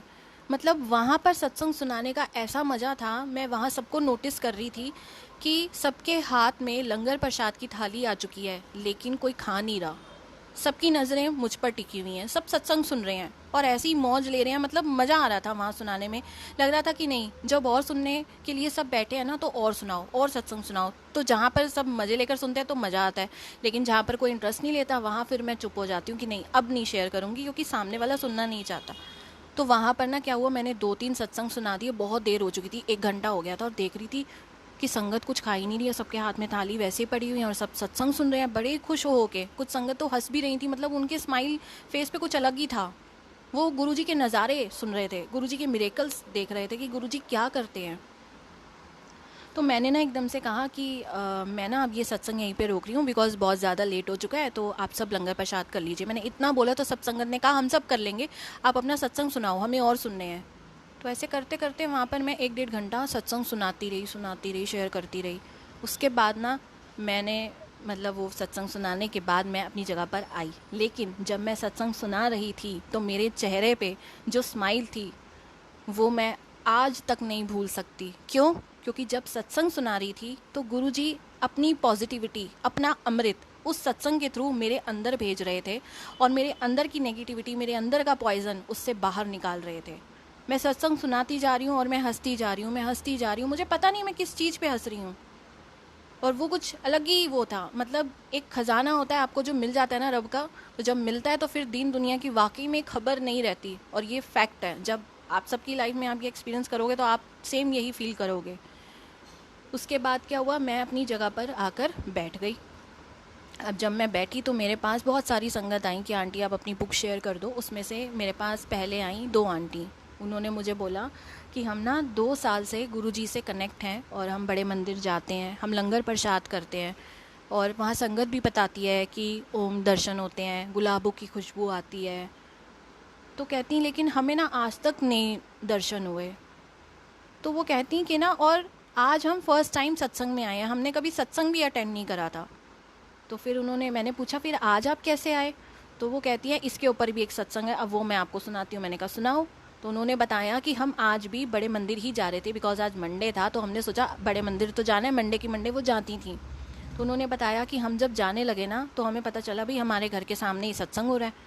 तो उन दोनों आंटियों के दिमाग गुरुजी ने घुमा दिए, क्योंकि प्लानिंग गुरुजी की होती है ना, सत्संग बनाने हैं तो ऑब्वियसली प्लानिंग भी गुरुजी करेंगे। अब उन आंटी के मन में क्या आता है कि हम बड़े मंदिर तो एवरी मंडे जा रहे हैं, आज हमारे घर के बिल्कुल सामने सत्संग है, तो क्यों ना आज सत्संग में चले और देखें कि सत्संग में होता क्या है, आज सत्संग में जाकर देखते हैं। तो वो सत्संग में आ गई वहाँ पर दोनों आंटियाँ। अब वो कहती जब हम यहाँ आए तो, और जब आपने सत्संग सुनाए तो हम तो जो क्वेश्चंस हम पूछ रहे थे, हम गुरुजी को कहते थे गुरुजी आप कहाँ हो? संगत कहती है गुरुजी साथ साथ चलते हैं। गुरुजी आप हमें दर्शन क्यों नहीं देते हो? हमें तो गुलाबों की खुशबू नहीं आती, भाई हमें तो उनके दर्शन नहीं होते। ये क्वेश्चंस उनके माइंड में चलते रहते थे। तो वो कहती कि जब मैंने आपके सारे सत्संग सुने ना, तो मुझे मेरे सारे आंसर मिल गए कि जिनको हम इधर उधर ढूंढते हैं वो तो हमारे साथ साथ चलते हैं। इवन आज अगर सत्संग में मैं आई हूँ तो वो गुरुजी की रज़ा की वजह से तो आई हूँ, वरना मैं तो बड़े मंदिर जा रही थी। तो वो आंटी इतना खुश हुई, इतना खुश कि उनकी खुशी का ठिकाना ही नहीं था। फिर उन्होंने मुझसे अपना नंबर शेयर किया और कहा मुझे अपनी बुक भेजना। और वो मुझे बार बार ये कहीं आप मेरे घर आओ, मेरे घर आओ, आप मेरे बच्चों को भी बताना सत्संग। तो मैंने कहा हाँ मैं बिल्कुल आऊँगी।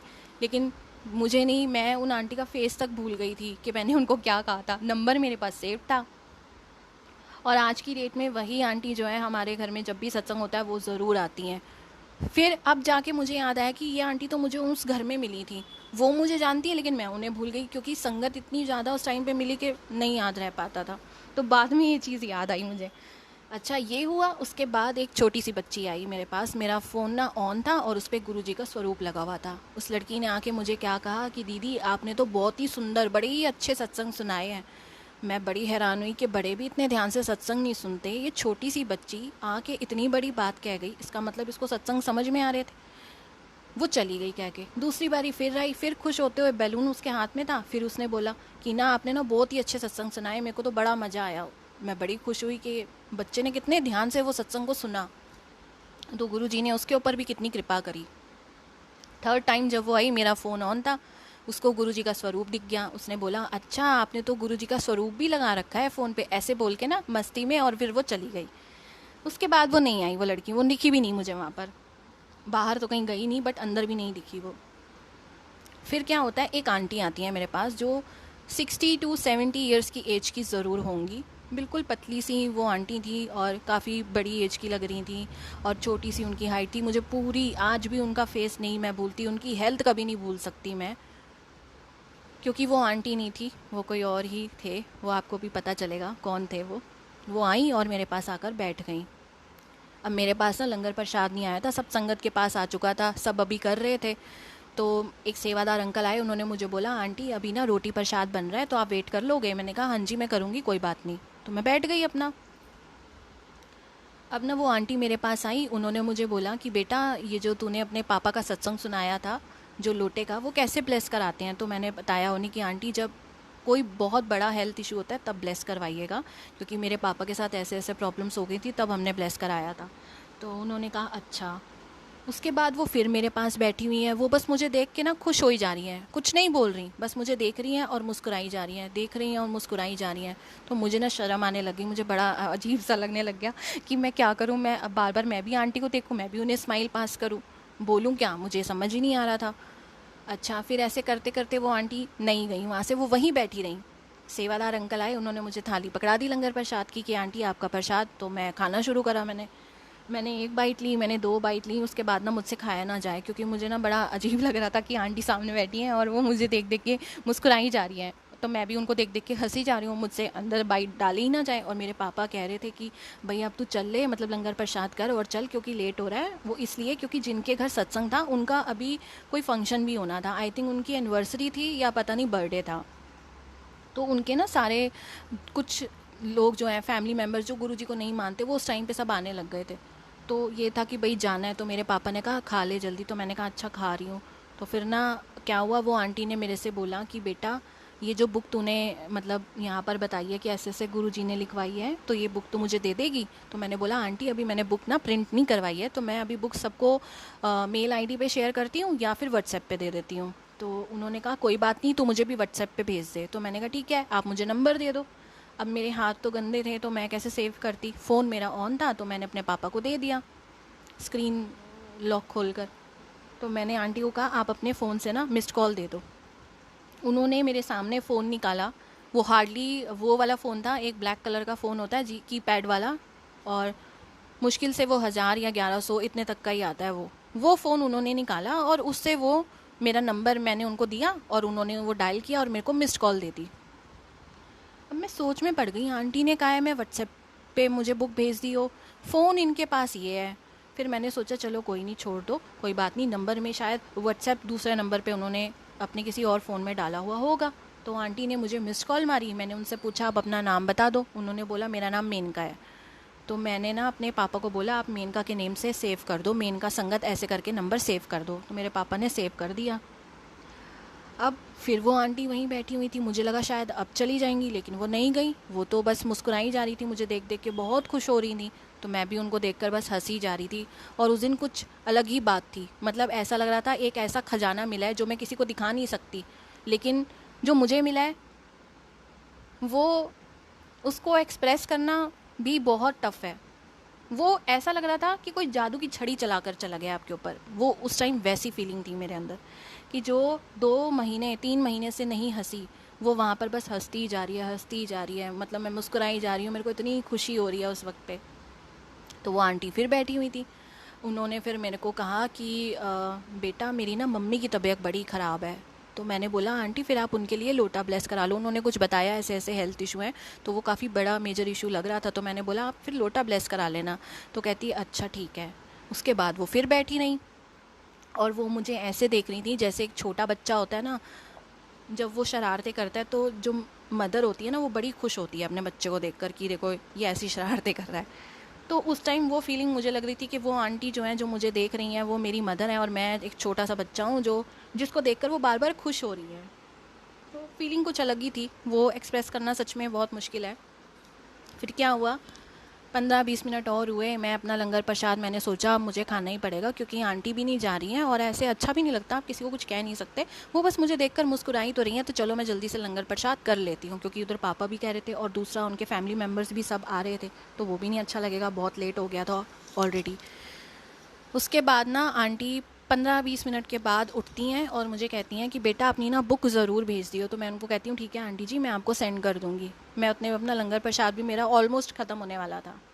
वो खड़ी हुई, वो फर्स्ट पर्सन थी मेरी लाइफ में अब तक की जिन्होंने मेरे सर पे हाथ रखा, जिन्होंने मुझे आशीर्वाद दिया जो शायद मुझे कभी किसी ने नहीं दिया। भगवान ने ज़रूर दिया है, लेकिन इंसान ने कभी नहीं मेरे सर पे ऐसे हाथ रखा होगा जो उस दिन उन आंटी ने मेरे सर पे रखा था। और वो बड़े प्यार से उन्होंने मेरे सर पे ऐसे हाथ फेरा और मुझे कहा जय गुरु जी, और बड़ी खुश होके वो चली गई। उसके बाद तो मैं क्या से क्या हो गई मुझे पता ही नहीं। मैं इतनी खुश कि मेरी खुशी का ठिकाना ही नहीं था। और लिटरली जब मैं घर आई हूँ, मैं घर आके भी इतना खुश, मेरे पास कोई रीज़न नहीं है खुश होने का, लेकिन बस गुरुजी ने वो ब्लेस किया। अब हुआ क्या, मैं घर आई, मेरी मम्मी के पास आके मैं बैठी, मेरी मम्मी इसी रूम में बैठी हुई थी क्योंकि हम गुरुजी के पास ही बैठते थे, आज भी गुरुजी के पास ही बैठते हैं। और तो जब मैं आई ना तो मैं बड़ी खुश, मेरी मम्मी ने मुझे कहा आज तो तू बहुत खुश है। तो मैंने कहा पता नहीं आज गुरुजी ने समझ लो जादू की छड़ी मेरे ऊपर चला कर भेजी है सत्संग से। उन्होंने कुछ ऐसा किया है, कुछ ऐसा खजाना मुझे मिला है जो मैं किसी को दिखा भी नहीं सकती, और बस वो मुझे पता है कि गुरुजी ने क्या किया है। अब जब मैं घर आई तो मैंने अपनी मम्मी को सारी बातें बताई, ऐसे ऐसे एक आंटी मेरे पास बैठी हुई थी, फिर एक लड़की आई छोटी सी बच्ची, फिर 2 आंटी आई, उन्होंने ऐसे मुझे बोला। तो मैं ना अब सबको बुक भेज रही हूँ। तो मेरी मम्मी ने कहा हाँ तू भेज दे बुक। तो मैंने ना सबसे पहले बुक उन्हीं आंटी को सेंड करी थी जिनका नाम मेनका आंटी था। उसके बाद जो मेरे पास और नंबर्स आए मैंने सबको शेयर कर दी। मुझे सबसे मैसेज आए, किसी ने थैंक यू लिखा, कुछ किसी ने शुक्राना लिखा, किसी ने कहा कि गुरुजी आपको और ब्लेसिंग्स दें, सब ने अच्छी अच्छी विशेज़ लिखी। लेकिन जो मेनका आंटी जी थी उनके नंबर से मुझे कोई रिप्लाई नहीं आया था, और ना ही उन्होंने मेरा मैसेज रीड भी नहीं किया था। तो मैं ये सोच में पड़ी हुई थी कि आंटी ने सबसे ज़्यादा ज़िद करी थी, मतलब मेरे पास जितनी देर वो बैठी है ना उतनी बारी उन्होंने वहाँ पर मुझे यही कहा कि बेटा बुक ज़रूर भेज दियो, बुक ज़रूर भेज दियो, मुझे पढ़नी है, मुझे पढ़नी है। तो मैं सोच में पड़ गई कि आंटी तो बहुत एक्साइटेड थी, तो आंटी ने क्यों नहीं बुक पढ़ी, मतलब उन्होंने मैसेज क्यों नहीं देखा अभी तक और रिप्लाई भी नहीं करा। फिर मैंने सोचा कि बड़ी एज की है, मे भी थोड़ा भूल गई हूँ, तो नेक्स्ट डे देख लेंगी। अब नेक्स्ट डे ना मैं अपना व्हाट्सएप ऑन करती हूँ, मुझे उस नंबर से मैसेज आता है आप कौन हो। अब मैं सोच में पड़ गई कि ये कैसा क्वेश्चन है भाई, ये तो अभी मुझसे कल ही मिले हैं ना सत्संग में, तो वो मेरे को कैसे भूल जाएंगी आंटी। फिर मैंने सोचा बड़ी एज की है, मैं भी भूल गई हूँ तो कोई बात नहीं, मैं दोबारा बता देती हूँ। तो मैंने बोला आंटी आप मुझे कल सत्संग में मिले थे। सेकंड क्वेश्चन, कौन से सत्संग में मिले थे। मैं शॉक्ड हो गई कि मेरे से ऐसे क्वेश्चन क्यों मतलब आंटी पूछ रही हैं, मुझे समझ नहीं आ रहा था। तो मैंने बोला गुरुजी के सत्संग में। थर्ड क्वेश्चन, कहाँ पर मिले थे, गुरुजी का सत्संग कहाँ पर था, लोकेशन बताओ। अब लोकेशन बताओ, उस पर मेरे को बड़ा अजीब लगा कि भाई अभी कल तो हम मिले और इतनी जल्दी ऐसे कोई भूल नहीं सकता। समझ में नहीं आ रहा था हो क्या रहा है। मैं गुरुजी से भी बोलूँ, मेरे को डर भी लगे कि भाई इतनी इंक्वायरी क्यों ले रहे हैं, भाई ऐसा क्या हो गया। मुझे समझ में कुछ नहीं आ रहा था उस वक्त पे, तो मैं बस आंसर देती जा रही थी। तो मैंने बोला कि दिल्ली में हुआ था सत्संग, वहाँ आप मुझे कल मिले थे। कहाँ पर मिले थे दिल्ली में, उन्होंने मुझे ये भी लिखा। फिर मैंने उनको और डीपली बताया कि आप मुझे इस जगह पर मिले थे। अब उनका आंसर क्या था, सारी चीज़ों में उन्होंने लिखा, सारे क्वेश्चंस में बस एक ही चीज़ जो है वो है मैं गुरुजी की फॉलोवर हूँ। मैं थोड़ा सा डर गई कि भाई ऐसा मतलब रिप्लाई क्यों आ रहा है। तो उन्होंने मुझे बोला जितनी भी चीज़ें आप बता रहे हो उन सब में बस एक ही चीज़ बोलूँगी कि मैं गुरुजी की फॉलोवर हूँ। सेकंड थिंग, मैं दिल्ली में नहीं रहती, मैं रहती हूँ जयपुर में। तीसरी बात, मैं कल सत्संग में नहीं आई और मैं जयपुर में रहती हूँ, मेरी रियल सिस्टर की कल शादी थी, तो मैं दिल्ली में क्यों आऊँगी और मैं सत्संग वहाँ अटेंड क्यों करूँगी, क्योंकि गुरुजी के सत्संग तो हमारे जयपुर में भी होते हैं। जब उन्होंने ये बात बोली, उधर वो शॉक्ड थी और इधर मैं, ना उनको कुछ समझ में आ रहा था ना मुझे कुछ समझ में आ रहा था। मेरे पास आज भी वो चैट मैंने पूरी अपने पास सेव्ड करके रखी हुई है, क्योंकि वो दिन नहीं मैं भूल सकती। फिर आंटी ने जब ये बातें बोली ना तो उनको भी कुछ समझ में ना आए। वो कहती मुझे समझ में नहीं आ रहा मेरा नंबर आपके पास कैसे गया है। तो मैंने उनको स्क्रीनशॉट भेजा और भेजने से पहले उनसे पूछा आपका नाम क्या है। तो वो कहती मेरा नाम मेनका है। तो मैंने उन्हें बोला मेरे को जिन्होंने आपका नंबर दिया है ना, जो आंटी मुझे अपने फ़ोन से मिस्ड कॉल देकर गई थी, उन्होंने यही नाम बताया था कि मेरा नाम सेव करो, मेनका संगत। तो मैंने सेव कर दिया था और मैंने उनको वही स्क्रीनशॉट भेज दिया। अब वो शॉक्ड देखकर कि ये कैसे हो सकता है। तो मैंने बोला आंटी मुझे नहीं पता, मेरे साथ आंटी बैठी हुई थी एक, उन्होंने मेरे सामने फ़ोन से मुझे कॉल किया है, मिस्ड कॉल दिया है और मैंने उसी वक्त सेव करा है। अगर आप खुद से नंबर सेव करोगे तो ऑब्वियसली मान सकते हैं कि एक आधा नंबर आगे पीछे हो सकता है, बट आपको कोई मिस्ड कॉल दे रहा है तो उसमें तो कोई गलत हो ही नहीं सकता नंबर, आपने तो बस सेव किया। तो वो आंटी ने मुझे कहा कि भाई मैं तो नहीं आई थी पर मुझे समझ में नहीं आ रहा कि ये कौन था। फिर हम बड़ी देर 5-10 मिनट ना हमें दोनों को गूज बम्स हो गए, उस टाइम पे कुछ समझ नहीं आ रहा था। फिर बाद में समझ में आया कि जब वो आंटी जयपुर में रहती हैं, वो दिल्ली में रहती ही नहीं, नंबर उन्होंने नहीं शेयर करा। तो मेरे साथ जो बैठी हुई थी वो कौन थी, वो गुरुजी थे, जो जादू की छड़ी मेरे ऊपर चला कर गए, ब्लेस करके गए मुझे भी और सारी संगत को जो वहाँ सत्संग हो रहा था। क्योंकि मोस्टली कई बारी संगत तो ये सोचती हैं कि हम सत्संग में जाते हैं, बातें भी कर लेते हैं, लेकिन और सोचते हैं कि गुरुजी तो आए नहीं है, लेकिन ये नहीं पता कि गुरुजी तो हमारे बिल्कुल साथ साथ बैठे होते हैं, वो सबको देख रहे होते हैं। तो इसलिए जब भी सत्संग में जाओ बातें नहीं करनी है, गुरुजी को देखना है, बस खो जाओ गुरुजी में, क्योंकि जब जिस पल आप उनमें खो जाओगे उस पल आप उनको पा जाओगे। असली कनेक्शन वो होता है। तो अब क्या हुआ, हम दोनों को समझ में आ गया कि भाई वो गुरुजी थे, वो आंटी नहीं थी। तो फिर मुझे भी तो इंक्वायरी करनी थी, जब आंटी मेरे से इतनी चीज़ें पूछी तो मुझे भी तो था ना कि मैं भी पूरी सेटिस्फाई हूँ चीज़ से। तो मैंने उन आंटी को बोला कि मेरे व्हाट्सएप पे मैंने आपका नंबर सेव करके रखा है, अब मेरी तो पिक आपको दिख रही है कि मैं कौन हूँ, लेकिन आपकी पिक मुझे नहीं दिख रही। तो बस आपसे एक रिक्वेस्ट है, आप प्लीज़ अपनी पिक एक शेयर कर दो कि मैं देख सकूँ कि कौन हो आप। जब उन्होंने मुझे पिक शेयर करी ना, मैं सच में बड़ी शॉक्ड थी, क्योंकि जो मेरे साथ सत्संग में एक आंटी बैठी थी वो आंटी थी ही नहीं। क्योंकि जिन आंटी को मैंने देखा था वो 60 या 70 ईयर्स की एज की थी, और जिन्होंने मुझे अपनी पिक शेयर करी व्हाट्सएप पे, जिसका वो नंबर है, वो मेरी जितनी एज की एक लड़की थी।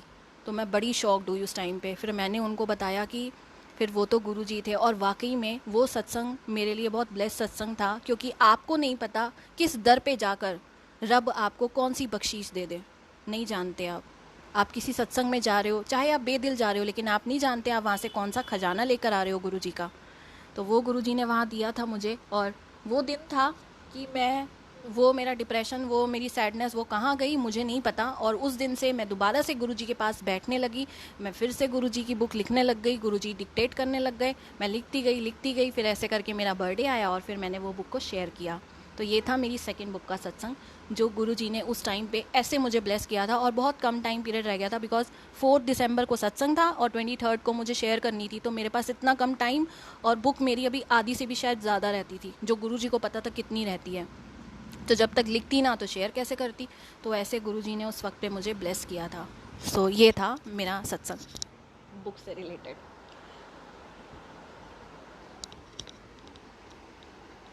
2 मिनट रुक रही हूँ और उसके बाद भजन शेयर करूँगी शुक्राना के ऊपर।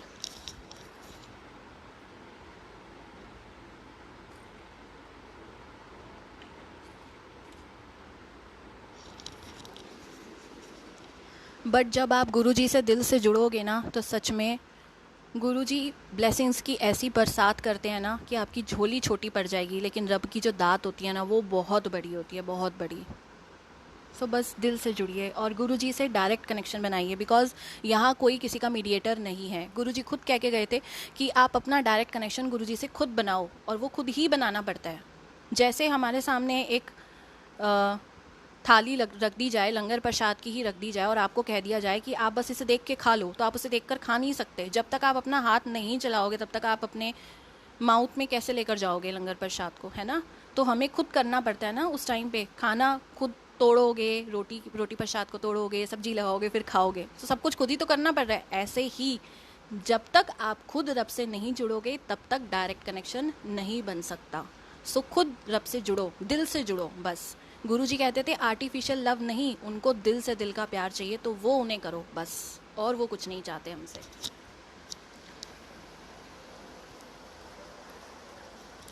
और अब एक भजन शेयर कर रही हूँ।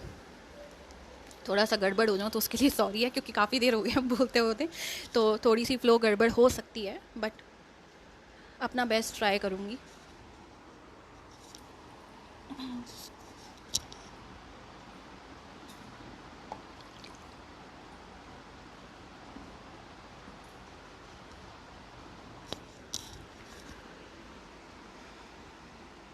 शुकर गुरु जी तुसी बासाटी फड़ लई, नहीं ते असी भी रुल जाना सी, नहीं ते असी भी रुल जाना सी।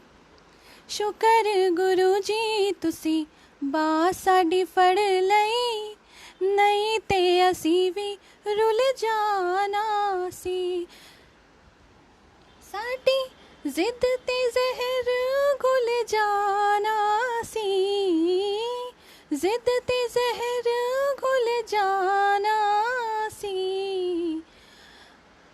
आगे क्या था याद नहीं है मुझे, मैं देख कर सुना रही हूँ क्योंकि ये भजन मैं फर्स्ट टाइम गा रही हूँ इसलिए।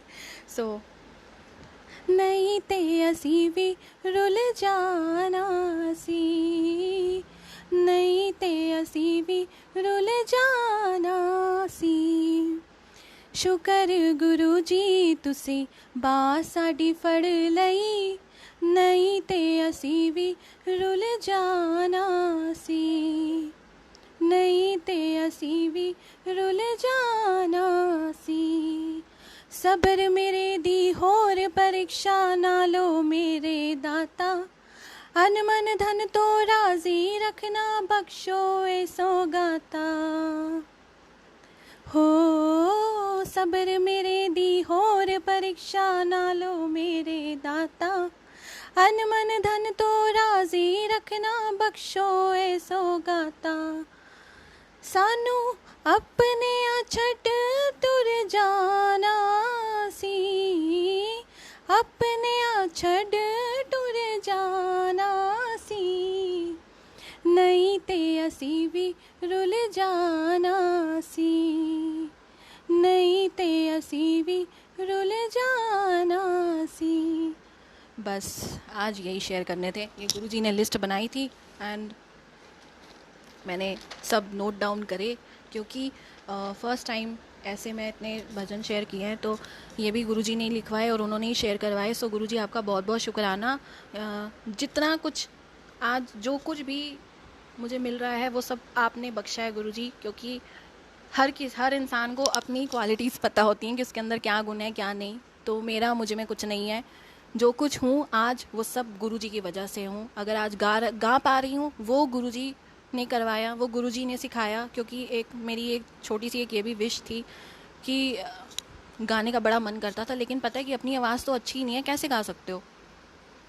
लेकिन पता नहीं धीरे धीरे करते करते गुरुजी ने क्या ब्लेसिंग भरी मैं नहीं जानती। बस हाँ इतना जानती हूँ कि गुरुजी ने बहुत कुछ बख्शा है, बहुत कुछ। तो बस इतना कहूँगी, रब से दिल से जुड़ जाओ, दिल से उनसे कनेक्शन बनाओ, बस डायरेक्ट कनेक्शन बनाओ और अपनी लाइफ को टोटल सरेंडर कर दो। And then see miracles in your life कि गुरुजी क्या से क्या करते हैं। वो जन्नत दिखाते हैं, जन्नत के नज़ारे। और जब आप उनकी धुन में, आप उनके रंग में रंग चुके होगे ना, तो वो जो कमली भजन है ना, वो सच में आपको लगेगा कि ये वाकई में हमारे ऊपर है। एक भजन रह गया, वो सुना रही हूँ, भूल गई। मुझे तुमने दाता बहुत कुछ दिया है, मुझे तुमने दाता बहुत कुछ दिया है। तेरा शुक्रिया है, तेरा शुक्रिया है। मुझे तुमने दाता बहुत कुछ दिया है। न मिलती अगर दी हुई दात तेरी, तो क्या थी ज़माने में औकात मेरी। तुम्ही ने तो जीने के काबिल किया है। तेरा शुक्रिया है, तेरा शुक्रिया है। मुझे तुमने दाता बहुत कुछ दिया है। मुझे है सहारा तेरी बंदगी का, है जिस पर गुजारा मेरी जिंदगी का। दिया कुछ नहीं बस लिया ही लिया है। तेरा शुक्रिया है, तेरा शुक्रिया है। मुझे तुमने दाता बहुत कुछ दिया है। और ये भजन जब मैंने सुना था ना सिद्धार्थ मोहन अंकल जी का, एक्चुअली उनके सारे ही भजन वैसे बहुत ही अमेजिंग होते हैं। और उनके ही नहीं, जितने भी सिंगर आज गुरुजी के भजन गा रहे हैं ना, कन कन में गुरुजी की ब्लेसिंग्स हैं। क्योंकि हर एक लाइन में आप जब बहुत अच्छे से सुनोगे ना, तो वो गुरुजी के ऊपर ही हैं। जैसे गुरुजी डुगरी वालिया में था एक लाइन कि सुहा सुहा चोला वेखो कितना सोना लगता। तो वाकई में गुरुजी के सारे ही चोले इतने सुंदर होते हैं, आप जिस चोले को देखोगे आप कहोगे हाय कितना प्यारा है। गुरुजी आपके चोले कौन सिलता है ना। बड़े मंदिर में आप जाओ, वहाँ पर गुरुजी के चोले ऐसे होते हैं कि नज़र नहीं हटती, मन करता है बस देखते रहो देखते रहो, इतने सुंदर लगते हैं वो। और अख दे इशारे नाल नीवा नीवा हंसदा, तो गुरुजी के स्वरूप के ऊपर ही उन्होंने लिखवाया। देखो गुरुजी की आइज़ के ऊपर ही गुरुजी ने अपना हाथ रखा हुआ है, और वाकई में अपनी आइज़ से ही वो स्माइल कर रहे हैं। तो जो भी सिंगर आज गुरुजी के लिए इतने प्यारे प्यारे भजन लिख रहे हैं, ऑब्वियसली वो सब ब्लेस्ड हैं, क्योंकि वो खुद नहीं लिख रहे, वो खुद नहीं लिख सकते, रब लिखवाते हैं उनको। तो ऐसे ही गुरुजी ने जिनको भी वो भजन्स लिखवाए हैं वो सब ब्लेस्ड हैं। और वैसे ही गुरुजी की संगत हर बच्चा ब्लेस्ड है। बस इतना ज़रूर कहूँगी कि रब की दिखाई राह पर चलो, गलत रास्ता कभी मत चुनो। सच का जो रास्ता होता है वो बहुत टफ होता है, उस पर चलना इतना आसान नहीं होता, उसमें बहुत सारी हर्डल्स आएंगी, लेकिन वो भी आपका एक टेस्ट होगा जो गुरुजी ले रहे होंगे।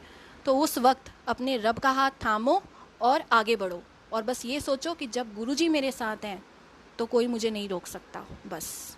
क्योंकि जब रब आपके साथ है तो ये दुनिया आपके साथ होती है, और जब रब आपके साथ नहीं तो ये दुनिया भी आपके साथ नहीं होती। तो बस अपने रब से दिल से जुड़िए और उनसे डायरेक्ट कनेक्शन बनाइए। सो बस आज इतना ही शेयर करना था। नेक्स्ट टाइम गुरुजी जब भी बुलाएंगे तो मैं ज़रूर आऊँगी। और यस हाँ, ये मेरी एक छोटी सी विश गुरुजी ने आज ऐसे पूरी कराई है जो मेरे को सच में नहीं पता था।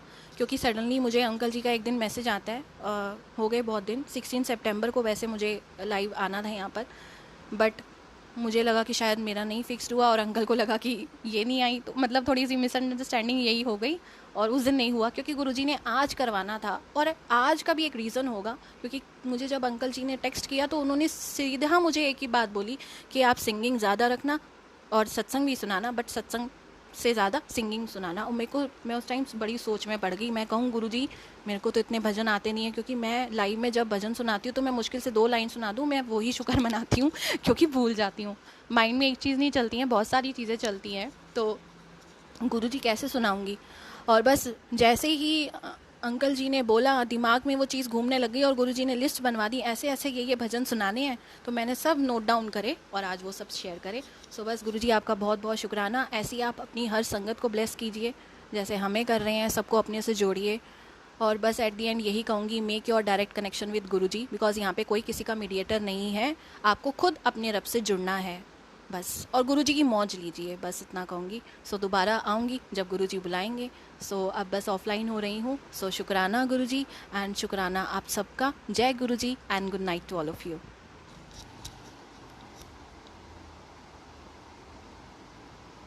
जाने से पहले 1 मिनट मैं कमेंट्स रीड कर लेती हूँ, 2-3 मिनट, उसके बाद एंड करती हूँ।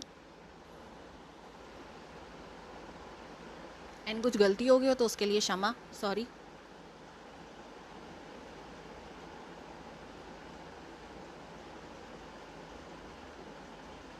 एक भजन गाना था, वो तो मैं भूल गई। वो शायद अभी किसी ने सुना नहीं है, और वो एक्चुअली है तो कृष्ण जी पर, बट मेरे को बहुत पसंद है, तो मैंने उसमें थोड़े से चेंजेस करके गुरु जी के लिए उसको कर दिया कन्वर्ट। सो मैं वो सुना देती हूँ,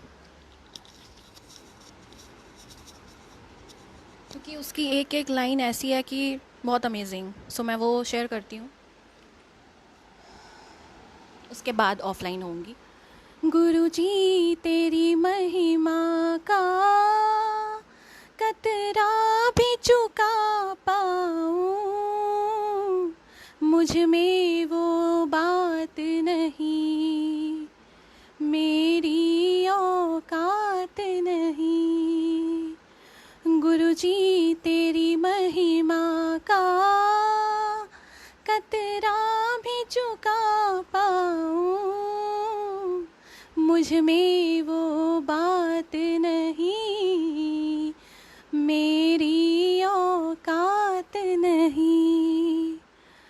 गर सारी धरती को कागज में बना डालूं, गर 7 समंदर को शाही में बना डालूं, फिर भी वर्णन कर दूं दरबार की महिमा का, फिर भी वर्णन कर दूं दरबार की महिमा का, मुझ में वो बात नहीं, मेरी औकात नहीं। गुरुजी तेरी महिमा का कतरा भी चुका पाऊँ, मुझ में वो बात नहीं, मेरी औकात नहीं। किस्मत के मारों को मिलता सत्कार नहीं, बस गुरु जी के दर पे ही ऐसा व्यवहार नहीं। इनके उपकारों को मर के भी चुका पाऊँ, इनके उपकारों को मर के भी चुका पाऊँ, मुझ में वो बात नहीं, मेरी औकात नहीं। गुरुजी तेरी महिमा का कतरा भी चुका पाऊँ, मुझ में वो बात नहीं, मेरी औकात नहीं। अब जिनको ये समझ में नहीं आया तो उनको बताती हूँ कि इसमें क्या था कि गुरुजी तेरी महिमा का कतरा भी चुका पाऊँ, क्योंकि गुरुजी की जो महिमा है, जो वो हमें ब्लेस कर पा रहे हैं, कर रहे हैं, हम उनको शुक्राना वर्ड भी कहना बहुत छोटा है। रब की दात इतनी बड़ी है, उनकी ब्लेसिंग्स उनकी इतनी बड़ी हैं कि हमारा एक शुक्राना वर्ड भी हमें बहुत छोटा लगता है। और उनके दरबार की एक्सप्लेनेशन करना, वर्णन करना इम्पॉसिबल है, क्योंकि वो इतना सुंदर सजा होता है कि हमारे पास वर्ड्स नहीं होते। जन्नत के नज़ारे होते हैं, क्योंकि वहाँ रब खुद समाये हुए हैं, खुद वो वहाँ विराजमान है। और ये फैक्ट है कि जो किस्मत के मारे होते हैं ना, उनका कोई सत्कार नहीं करता, लेकिन एक रब का दर ऐसा होता है जहाँ पर वैसा उनके साथ व्यवहार नहीं होता, क्योंकि रब के दर पे उनके सारे बच्चे इक्वल होते हैं। जैसे हमारे गुरुजी कहते थे कि उनके लिए उनकी सारी संगत इक्वल है, कोई बड़ा नहीं, कोई छोटा नहीं, कोई अमीर नहीं, कोई गरीब नहीं, सब इक्वल, कोई जात नहीं, कोई पात नहीं। और इनके उपकारों को मर के भी चुका पाऊँ। ऑब्वियसली हम मर के भी गुरुजी की जो इतनी ब्लेसिंग्स जो हमें दे रहे हैं, हम मर के भी वो ब्लेसिंग्स का शुक्राना नहीं कर सकते, हम चुका ही नहीं सकते, क्योंकि हमारा रब हमें इतना इतना प्यार देते हैं, इतनी ब्लेसिंग्स देते हैं कि सच में हमारे पास वर्ड्स नहीं होते। और मुझे तो शुक्राना वर्ड बड़ा छोटा लगता है। जब गुरुजी को बोलती हूँ गुरुजी आपका बहुत बहुत शुक्राना, वो बहुत छोटा लगता है, क्योंकि गुरुजी इतने बड़ी बड़ी दात बख्श देते हैं। आज अगर यहाँ पे बैठ के मैं भजन सुना गई हूँ, वो स्वाति नहीं कर सकती, वो गुरुजी हैं जो इतना शेयर करवा गए, वरना इतनी देर इतने सारे भजन सुनाना मेरे लिए तो नहीं पॉसिबल। क्योंकि मैं जब लाइव करती हूँ तो सबको ही पता है कि मैं 2 लाइन से ज़्यादा नहीं सुना पाती, मैं भूल जाती हूँ, क्योंकि दिमाग में बहुत चीज़ें चलती हैं, तो ऑब्वियसली नहीं याद रहता। सत्संग होते हैं, बहुत चीज़ें होती हैं, और जब हाँ कोई भजन प्ले हो रहा होता है तो सब याद रहता है।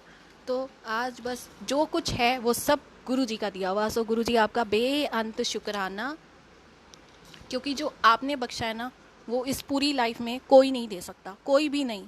शायद जो मेरी किस्मत में नहीं था लिखा हुआ, वो आप मुझे बख्श रहे हो, वो आप मुझे दे रहे हो गुरुजी। और पता नहीं छोटी छोटी चीज़ें जो एक मन में कहीं छुप के थी, जो किसी से शेयर नहीं हुई थी, वो सिर्फ गुरुजी ही जानते हैं ना। गुरुजी हमारी बॉडी को पूरा स्कैन कर लेते हैं, उनको तो सब कुछ पता होता है क्या क्या चाहिए हमें, तो वो खुद ही धीरे धीरे सब पूरा करवा रहे हैं। हाँ, बस हर चीज़ का एक वक्त होता है जो गुरुजी वक्त आने पे हमें ब्लेस करते हैं। तो बस गुरुजी आपका बहुत बहुत शुक्राना। Thank you so much Aarti aunty ji. ये बात बहुत सारी संगत ने बोली है जो आपने लिखी है, कमली वाली। और बस गुरुजी ने बख्शा है, तो बस गुरुजी ऐसे ही सबको ऐसी प्यारी प्यारी ब्लेसिंग्स दें, सबको अपने से जोड़ें। और बस आज मैं इतना ही एंड कर रही हूँ अब। सो शुक्राना गुरुजी, शुक्राना आप सबका। जय Guruji and good night to all of you. कुछ गलती हुई तो उसके लिए आई एम सॉरी, और नेक्स्ट टाइम जब गुरुजी बुलाएंगे तो फिर से आऊँगी। जय गुरुजी।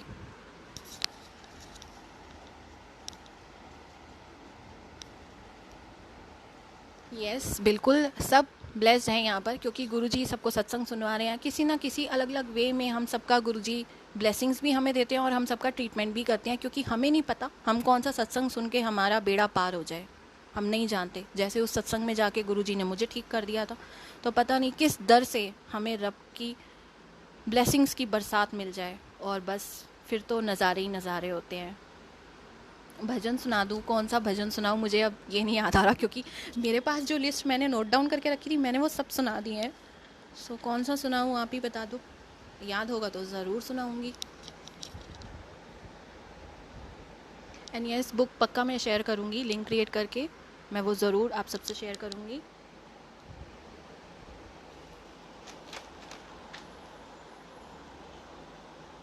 कोई भजन भूली तो नहीं हूँ। एक्चुअली एक है अरदास वाला भजन, बट ना वो थोड़ा सा ना मेरे को थोड़ी लाइन सी अभी याद हुई थी, तो मैंने इसलिए शेयर नहीं करा, क्योंकि भूल जाऊँ तो वो सही नहीं है।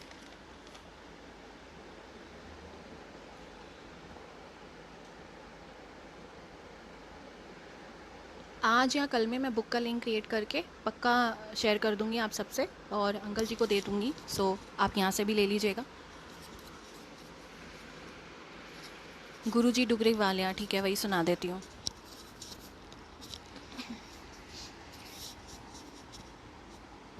And thank you so much, आप सबका बहुत बहुत शुक्राना, दिल से शुक्राना। दी रेड चोले स्वरूप में गुरुजी के फेस दर्शन हैं, और चंदन के तिलक में भी गुरुजी के स्टैंडिंग स्वरूप के दर्शन है। हाँ बिल्कुल सही। बिन बोलिया ना मुझे एक्चुअली याद नहीं है, तो मैं वो नहीं सुना पाऊँगी, बट हाँ मैं शेयर, एक मिनट मैं रीड कर लूँ। शेयर और बुक ऑल्सो विद संगत। श्योर अंकल जी, मैं बिल्कुल शेयर करूँगी, लिंक क्रिएट करते ही शेयर कर दूँगी। सो अभी जल्दी से भजन सुनाती हूँ। गुरु जी डुगरी वालिया मैं कहंदिया, गुरु जी डुगरी वालिया मैं कहंदिया, रख चरना दे नाल मैं चरनी बहंदिया, रख चरना दे नाल मैं चरनी बहंदिया। सूहा सूहा चोला वेखो किन्ना सोहना लगदा, अख दे इशारे नाल नीवा नीवा हसदा। सूहा सूहा चोला वेखो किन्ना सोहना लगदा, अख दे इशारे नाल नीवा नीवा हसदा। दीदार तेरा मैं हरदम करदी रहिंदिया, दीदार तेरा मैं हरदम करदी रहिंदिया, रख चरना दे नाल मैं चरनी बहंदिया, रख चरना दे नाल मैं चरनी बहंदिया। 1 मिनट पॉज कर रही हूँ, नहीं पॉज नहीं कर रही, मैं 2 मिनट सुना रही हूँ। बड़ी देर हो गई है, सुनाते सुनाते गला सूख गया।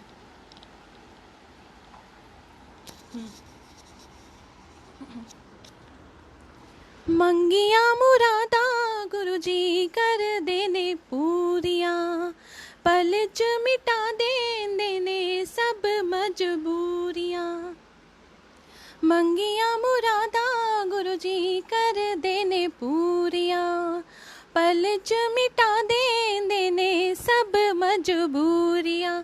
मेहर तेरी मैं हरदम लुटदी रहिंदिया, मेहर तेरी मैं हरदम लुटदी रहिंदिया, रख चरना दे नाल मैं चरनी बहंदिया, रख चरना दे नाल मैं चरनी बहंदिया। गुरु जी डुगरी वालिया मैं कहंदिया, गुरु जी डुगरी वालिया मैं कहंदिया, रख चरना दे नाल मैं चरनी बहंदिया, रख चरना दे नाल मैं चरनी बहंदिया।